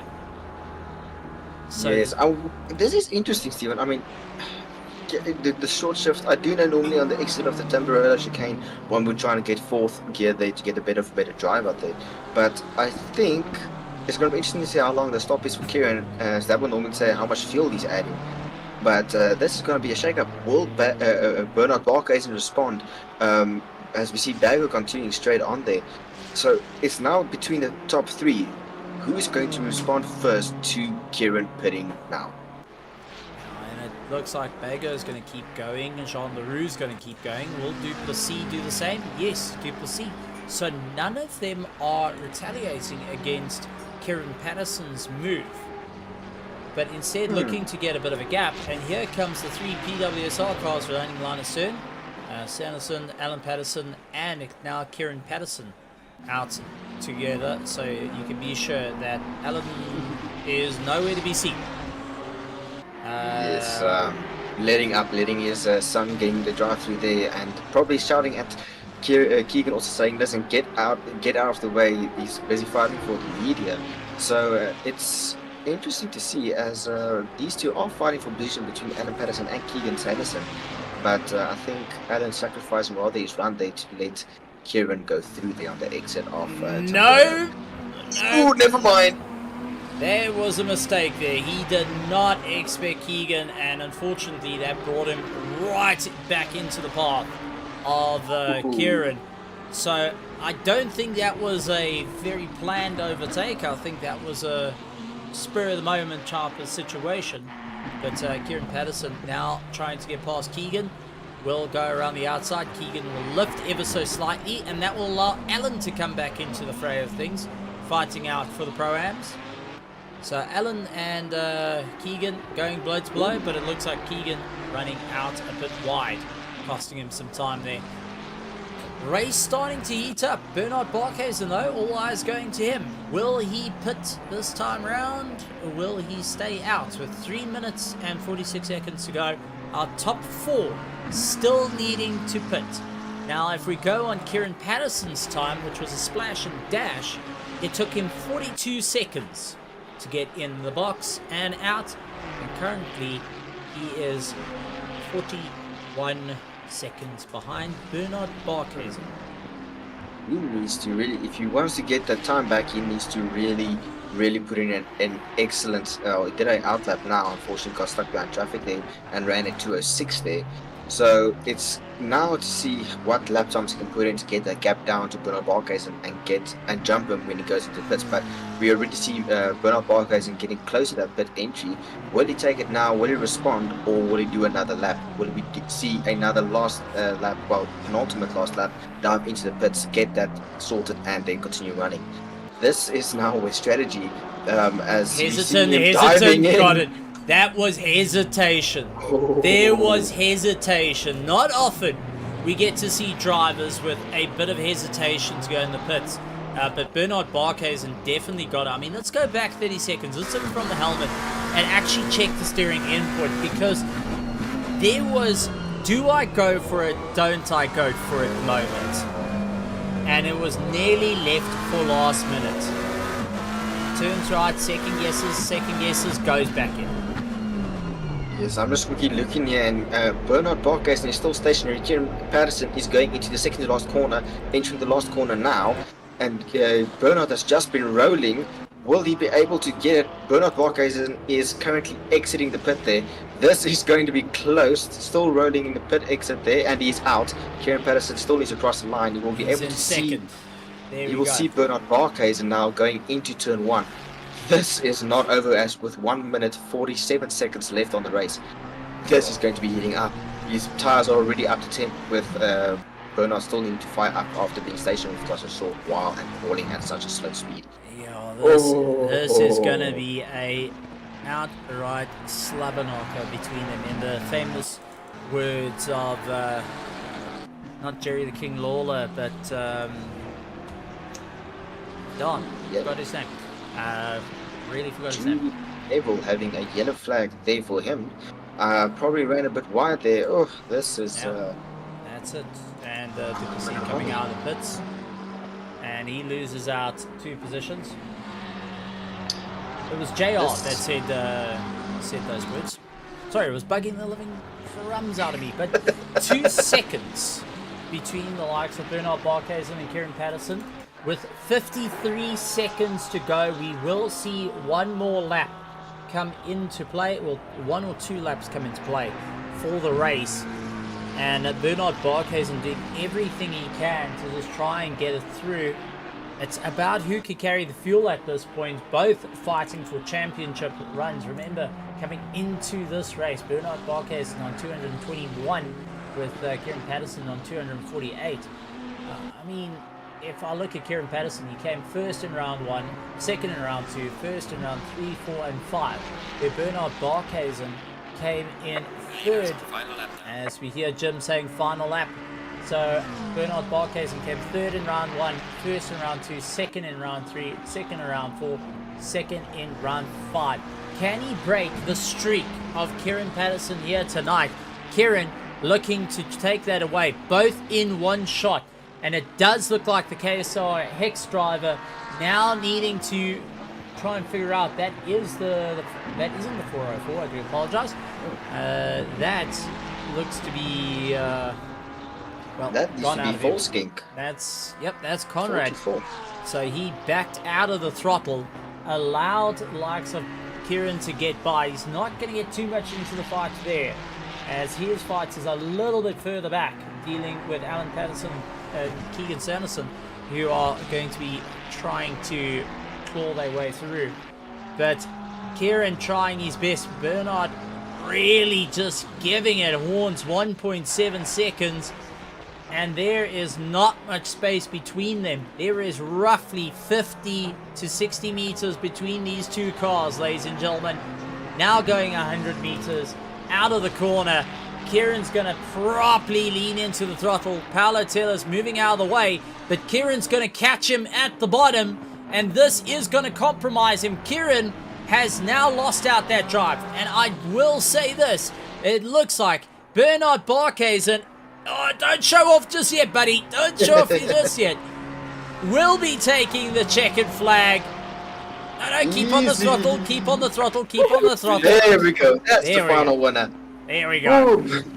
Parker is leading, getting a win of 1 second. There it was 1.5 at one point, but 1 second win there. That was definitely close. Kieran using what we would call one of his speed tokens there in Acque Minerali, running a bit wide, but it's good to see the 2 driving next to each other, as we see Bergoff Robert rounding the final corner in third, running a bit wide there, but he will be very pleased to get and across the line there in a 3rd position for the Hybrid Racing Pro 1 team.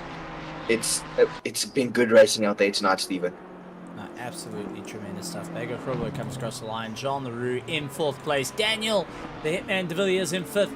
6th going to Kilian Reyna, with Kieran Duplessis in 7th position. Paul Fenter taking the 8th place spot after a great run. Chris Heineke will be keeping just ahead of Mahiath Musa by 0.3 of a second, taking 10th place. First of our Pro-Ams, though, goes to Sean Loureiro, with Jason Farmer, fellow teammate, taking the 2nd place spot, making an LTR 1-2. Jude Neville coming over the line in 13th position. Charles Darden will be taking the final spot for our Pro-Ams, and smiling ear to ear on that one, taking his 3rd place. far as I remember, this is his first podium spot for the season. No, he did come round one. He did come third, but was on a bit of a losing streak after that one. So he's done well. Ryan Heineke in 15th, 16th, Conrad Fulskink, followed by Alan Patterson, Kiko Sanderson, Ak van der Merwe, Tiana Sputter, Darren Miller, Hunty Myberg, Jaco Krobler, and Paulo Tillers.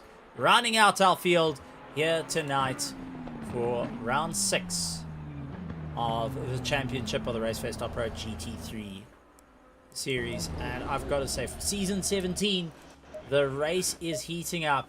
I absolutely love the racing we've been having this season. Very, very close in times, very, very close in pace, but ultimately we're getting down to the wire where there can only be one winner at the end of the day. And at the end of this day was Bernard Barkhuizen taking the jump over Kieran Patterson, and Loureiro going and sneaking in to that first place spot for him. Absolutely tremendous stuff. Cameron, your thoughts onto this? No, tonight's been, again, a wonderful night full of racing there. Just showing the driver's skills out there tonight, Stephen. It's great to see another driver taking the podium spot, seeing that KSR Omni's team, factory team, taking a win there. But it just showed that one can't get used to other driver strategies. With Bernard Barkhuizen pulling the midway stop there, a surprise that he hasn't done before during the season. So it's good to see different strategies coming into play, and the fight's not over just yet. Oh, with that being said, we've got a couple of drivers to interview this evening, and we have got the likes of Bego Krobler. Let's bring him in for a quick chat, finishing up in the third place spot. Jan Bego Krobler, welcome to the commentary box. Glad to have you here. How are you feeling with that third place, which looked like it was a tough battle, but ultimately came down to the pit stop strategy getting that final spot on the podium? How are you feeling? Hi, thanks, Stephen. First of all, happy birthday from Team Hybrid. Thank you. Yeah, to be honest, I thought the car would be a bit better than it was, yeah. I'll take third position every day of the week, so happy with that, but was hoping to be a bit closer to the front too, but I also let myself down in quali by not putting myself in the car where we should have been, so it was a bit of a fight back to make it up the field, but yeah, happy with third in the end. Well, if you think about this, you were 8th coming into the race. You've now got third place. Brandon Kruger wasn't in the race. Daniel Rowe wasn't in the race. Justin Lotus wasn't in the race. Jean Leroux you got ahead of, and Mahayath Musa. This does move you up in the championship points, closer to that top final spots. Surely that must be going and putting a little bit of fire underneath you for the final 2 races to score as much points as possible to get into the third place in the championship. Yeah, definitely. The last 2 races, Red Bull Ring, Monza, I think it's both great tracks for racing, so I think we can expect to see a lot of overtaking there. Third, maybe a bit of a stretch. Daniel will be back next week, definitely. But I'll be happy if I can get into top 5 sort of in the championship, having missed round 2. So, if I can get into that top 5, that would be good. I think you may have done that tonight. Working out the points, you may have just done it to get into that top 5. Cameron, anything you would like to say to Mr. Bego Krobler, coming third of our pros and third overall for round 6 here at Imola for the RaceFace.Pro GT3 Championship, powered by SA Lube? Well, not many more questions there, Stephen, but just a really well done, Bego, and a very good drive there from 8th to 3rd. That's a 5% jump. And I did mention during the broadcast there, I don't know what you are feeding, what fuel you're running in that BMW, but that BMW was a rocket ship, clocking a whopping 272 kilometers an hour, the fastest car on circuit today in terms of top-end speed. So just well done, a brilliant drive from your side, and good to see you back in the fight there.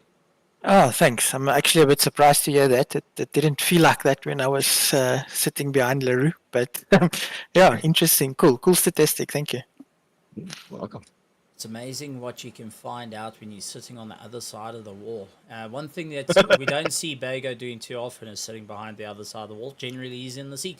Bago, anything you would like to say to the crowd out there before we let you go for the evening? And, well, the floor's yours, taking third place.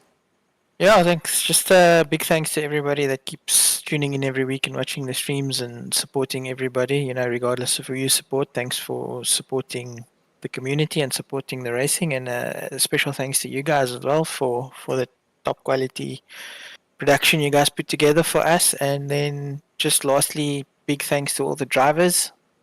You know, we again now this community fielding 2 full grids almost every week with load shedding and everything is just incredible. So hats off to everybody that's shown up every single week, guys that aren't necessarily in championship fights anymore, but still come out every week and give it their all. Yeah, just big thanks to everybody. Thank you very much, Bago Krobler, third place of our pros and third place overall in the race. And we'll look forward to seeing you at round 7. Moving on to our second place, let's bring in Kieran Patterson of our pros. Kieran Patterson, welcome to the commentary box. Not often we get to see you in this situation, but second place of the pros, a phenomenal run right down to the wire. Unfortunately, just a back marker right at the end did put an end to your run, but what a stellar run on your part. Walk us through the race. Not the best qualifying. I mean, in practice, we managed to go sub 40, so we were hoping to obviously achieve that, and that obviously would have put us on pole, but Bernard had a great lap, so unfortunately was behind the 8 ball there already. And yeah, Ferrari is not the greatest to follow any car in, especially behind a McLaren that's so quick. So unfortunately, we were always on the back foot, and way too many errors cost us the race, but still happy with P2 at the end of the day. Well, it still walks home with quite a few points, still maintaining that championship position. I mean, you will still be ahead of Bernard Barkhuizen heading into the final 2 races coming next week and the following. What's the game plan heading into round 7 and round 8, the final races of the RaceFace.Pro GT3 Championship for season 17, powered by SA Lube? Obviously got to try and get as much points as possible, or as many points as possible. So finishing on the podium will obviously be the safer option. I think we can do the maths and try and work it all out, but otherwise our race is just with Bernard for the rest of the season. So whatever he does, we've just got to either beat him or finish right behind him. All right, Cameron, anything you want to say to Kieran Patterson?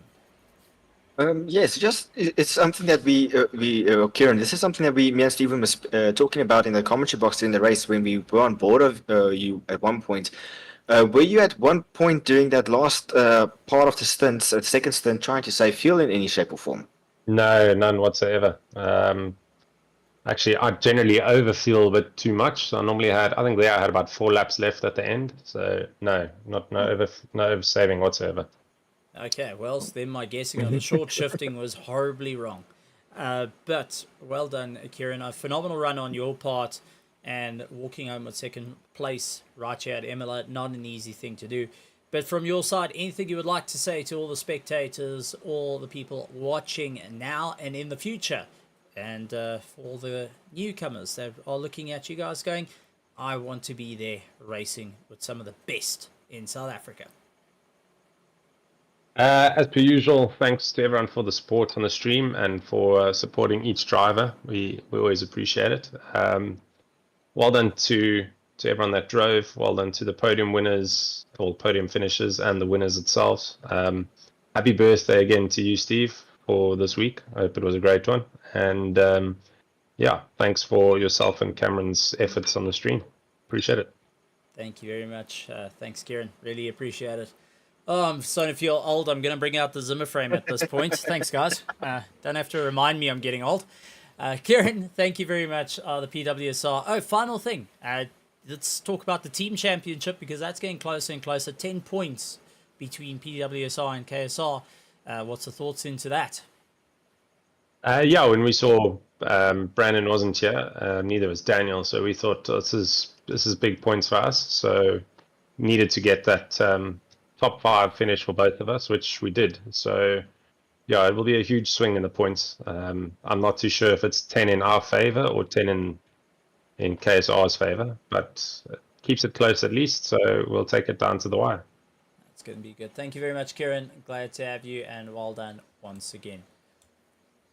It's always interesting to have a chat to the drivers and get told that you're horribly wrong in your predictions. But let's move on to something we did go and say was a definite. Let's have a chat to Bernard Barkhuizen. Bernard Barkhuizen, welcome to the commentary box, and congratulations on winning round 6 of the RaceFace.Pro GT3 Championship Season 17, taking first of overall and of pro right here at Imola, and powered by SA Lube. How are you feeling out there, buddy? How's it? Good evening. Man, feel chuffed about myself tonight. It's my first win from start to finish, and yeah, man, what a race. It was tough.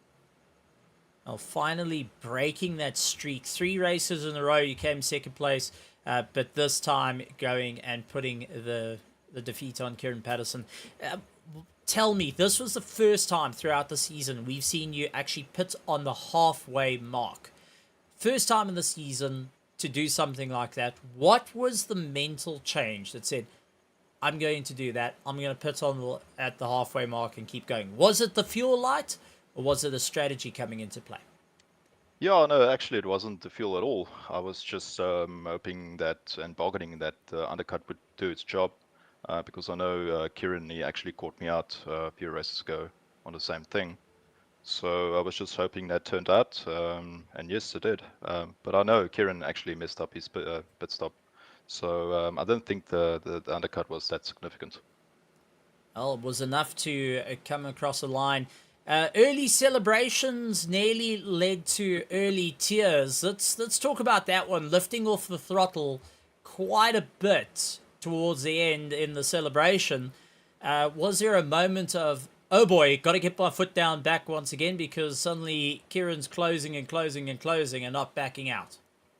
Look, not really. I was just celebrating. I knew it was about 2.5 seconds back, so I just took that last moment to, just to realize that, I've actually done it. So yeah, no, very, very chuffed about myself. Do you know how close it was at the end? I think it was about a second. It was 1 second. 1 second they could have swung it in. So, but yeah, I mean, Bernard, fantastic racing out there. You've broken the streak. Now heading into the final 2 rounds, it is game time for yourself and Kieran Patterson in the championship. What is the thoughts going into the final 2 races? Yeah, look, there's no real game plan. It's just that luckily, the McLaren had a bit of an advantage on this track. Luckily, because I believe that all the previous races actually the Ferrari had the upper hand. So yeah, I think the remainder of the races the McLaren is a little bit quicker. So just gonna have to put in those hours and make sure I cross the finish line first. All right, Cameron, anything you would like to ask our winner of tonight, Bernard Barkhuizen? No request. It's just a brilliant drive for you, Bernard. You're making us McLaren drivers feel very, very proud to see the McLaren on the top podium step there. And good drive. I know me and you have shared our battles on the track before, and it's great to see you out there fighting with Kieran. And it's now game on for the next couple of races. And all the best. Good luck. Thanks, man. Yeah, I don't know if you guys saw my livery, but I signed with the esports company Omnius Gaming. So yeah, go check them out on Twitter and give us a follow. Well, there we go. For everyone that wants to see esports, and from anywhere from first-person shooters right down to sim racing, Omnius Gaming is definitely the one to go for. Omnius Gaming, not Omnius. Jingos, I'm still getting that horribly wrong. It's the age. But yeah, it's the age. Man, I'm Afrikaans and I got it right. You see, listen, I could drag you out of the box here just now because you already won the race. Go have your cake and champagne. You've done a fantastic job. And once again, congratulations on signing with the esports team. It's always fantastic to see. And we look forward to seeing many more joining in the future. Maybe some old returning names and faces coming into the world of esports. Maybe even the return of White Rabbit Gaming, the infamous Rabbit Gaming that came, saw, and left. But Bernard Barkhuizen, well done. Anything you would like to say to all the spectators out there in the world of RaceFace.Pro? All I can say is stay tuned, because I'm definitely not backing down. So let's go for it. Absolutely incredible stuff. Well done, Bernard Barkhuizen. Great to have a chat to him. Well, moving on to our final interview of the night. Let's bring in third place Charles Darden. Charles Darden of Project Vapor. Well done. A race that originally you were out of the running, suddenly putting yourself into third place. You took the fight to the front. Needless to say, you had to use the brakes a little bit harder than planned, once, twice, and 3 times more. Yeah, it was a very rough start to the race. But it was fun overall. Very sweaty. The guys are so fast, and it was the first track of the season where the Ferrari had the disadvantage. You need good acceleration and to be good over the curbs, and the Ferrari has got neither of those. So yeah, I'm very happy. Well, taking a look at the championship, your last time you stood on the podium and had a chat to us was round 1. You've managed to break the streak going into this 4 rounds later. How does it feel to break a streak like that, to suddenly get that spring back in the step, to know that you can go back in and fighting? Yeah, I'm so happy because last week I had a DNF, and it was because lightning struck close to my house and took out the power. So I wasn't very happy. But yeah, it just feels so good to be back, I guess, if you want to call it that. Well, put it this way: you were 139 points into the championship going into tonight. 148 ahead of you was Conor Bergstrom. 156 was Richard van Heerde. Then you had Jason Farmer 182, Alan Patterson on 188, and Sean Herrero on 189. Looks like the final 2 rounds is going to be a bit of an interesting one, because suddenly your hat's in the ring for the race. Yeah, I'm super excited. It's gonna be really good. Well, Cameron, anything you would like to say to the Project Vapor driver, Charles Darden, after so much time of having him to think about all the questions and answers that we may ask him live on air? Time to throw the curveball. And Cam, anything you would like to say? Well, not many questions from my side, Stephen, but a bit of a curveball is our producer handed us a bit of a note from one of our spectators. They're asking from someone from the podium to sing Stephen a happy birthday song.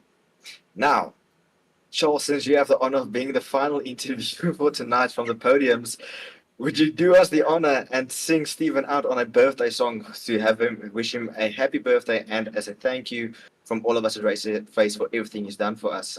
If needs be, I'll even join you in on it, but there might be a bit of a delay between us. Happy to. I mean, Stephen's a legend, and I'm terrible at singing, but I will try. Okay. Happy birthday to you. Happy birthday to you. Okay, so I'm just going to move him out of the commentary box for that one. Okay, I'm not singing that bad. Happy birthday to you. Okay. Oh, shucks. Thank you very much, Charles. Thank you, Cam. Really. Thanks for all your efforts and everything, man. The streams are always amazing, and I hope you have a nice birthday weekend. Oh, thank you very much. That brought a smile to my face at the same time. Rest in peace, headphone users of note. Charles, fantastic running on your side. Project Vapor doing a fantastic job. Livery's looking spiffy.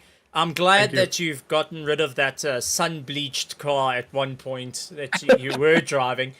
But with the remaining races at hand, what's the game plan for closing up season 17? I finally realized that I don't need to be fast in qualifying to do well. I just have to focus on consistency and not making mistakes, which is what I did today. So that's the plan going into the end of the season. Absolutely incredible stuff. Charles, well done. Thank you once again. And since you came in third place for the Pro-Ams, and you're the only interview for the Pro-Ams tonight, the floor is yours to address the spectators. And you feel free to check out any social medias that you want guys to follow. This is always good to support local. As they say, local's lacquer. No shout outs really. I'm just very impressed with the pace of everyone on the grid today. I'm so happy to see South Africans doing so well and being so fast in this game. We are an amazing bunch of racers, and this is an amazing community. So shout out to everyone on RaceFace, and just for being like really cool guys. I think this is a really cool community, and I'm happy I'm part of it. That's gonna be awesome for anyone that wants to take a look. Go and take a look at the Project Vapor team. Amazing colors, amazing photos, and always willing to be a bit of guidance out on the circuit. Thank you very much, Charles Darden, and congratulations on the third place. Thank you very much. Cheers, guys. Cheerio.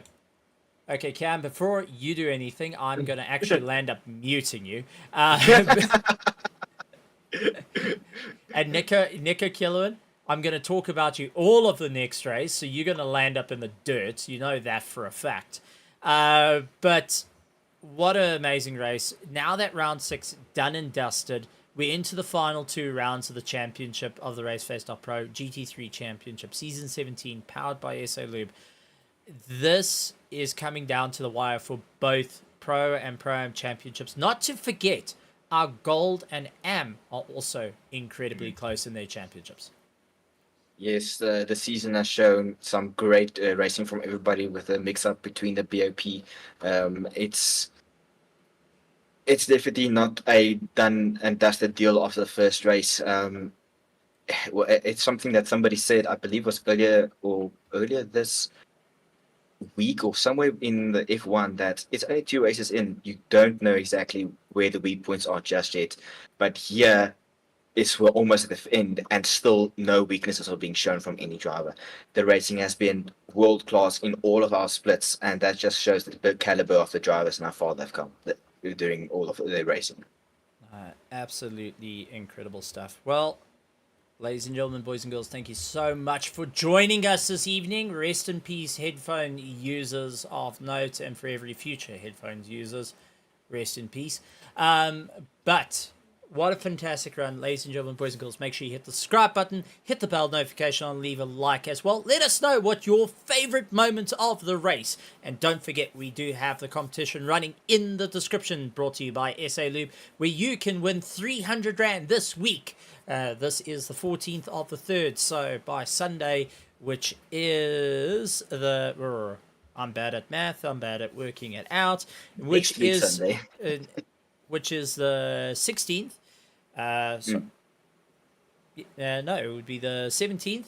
That's when it closes up for this current week, and we are heading into the final times after our 8th run. After round 8, we will be announcing that 2,000 Rand prize pool winner that is going to be walking away with some big bucks heading into the first week of April. But ladies and gentlemen, boys and girls, thank you so much for joining us once again. It has been incredible. Big thank you to the James Hunt of the commentary side, and that is Cameron de Bastos once again.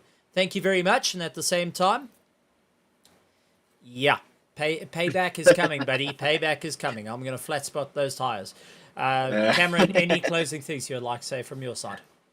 No, just it's great to be in the commentary box here tonight, Stephen. And I might be the James Hunt, but you are the smoothest of operators when it comes to commentary and in the race car. This man is amazing in the race car in terms of fuel saving and just a fantastic person. So again, from my side, you might get tired of it, but happy birthday, Stephen, and may you have a prosperous 2024. Thank you very much. Let me not take my teammates out again. That would be a better option. But ladies and gentlemen, boys and girls, we'll see you next time. Same time next week on Tuesday. We will be having our RaceFace.Pro Club Championship. Our Clio Championship will be having their final race. And then we've also got the following week of our final race of the F4s, brought to you by SA Lube, the SA Lube F4, and it'll be the first of the championships brought to you by SA Lube, and also signed off by Motorsport South Africa for the F4s in South Africa. So it's making some big headways, some big history there. Make sure you take a look at all of the communities over at simracing.motorsport at Motorsport South Africa to go and follow all the different communities, see what's going on, and see whether you can become a champion right here in South Africa, recognized by Motorsport South Africa. But once again, thank you very much, and we'll see you next time right here at RaceFace.Pro. And like always, good morning, good afternoon, good evening, and good night, everybody.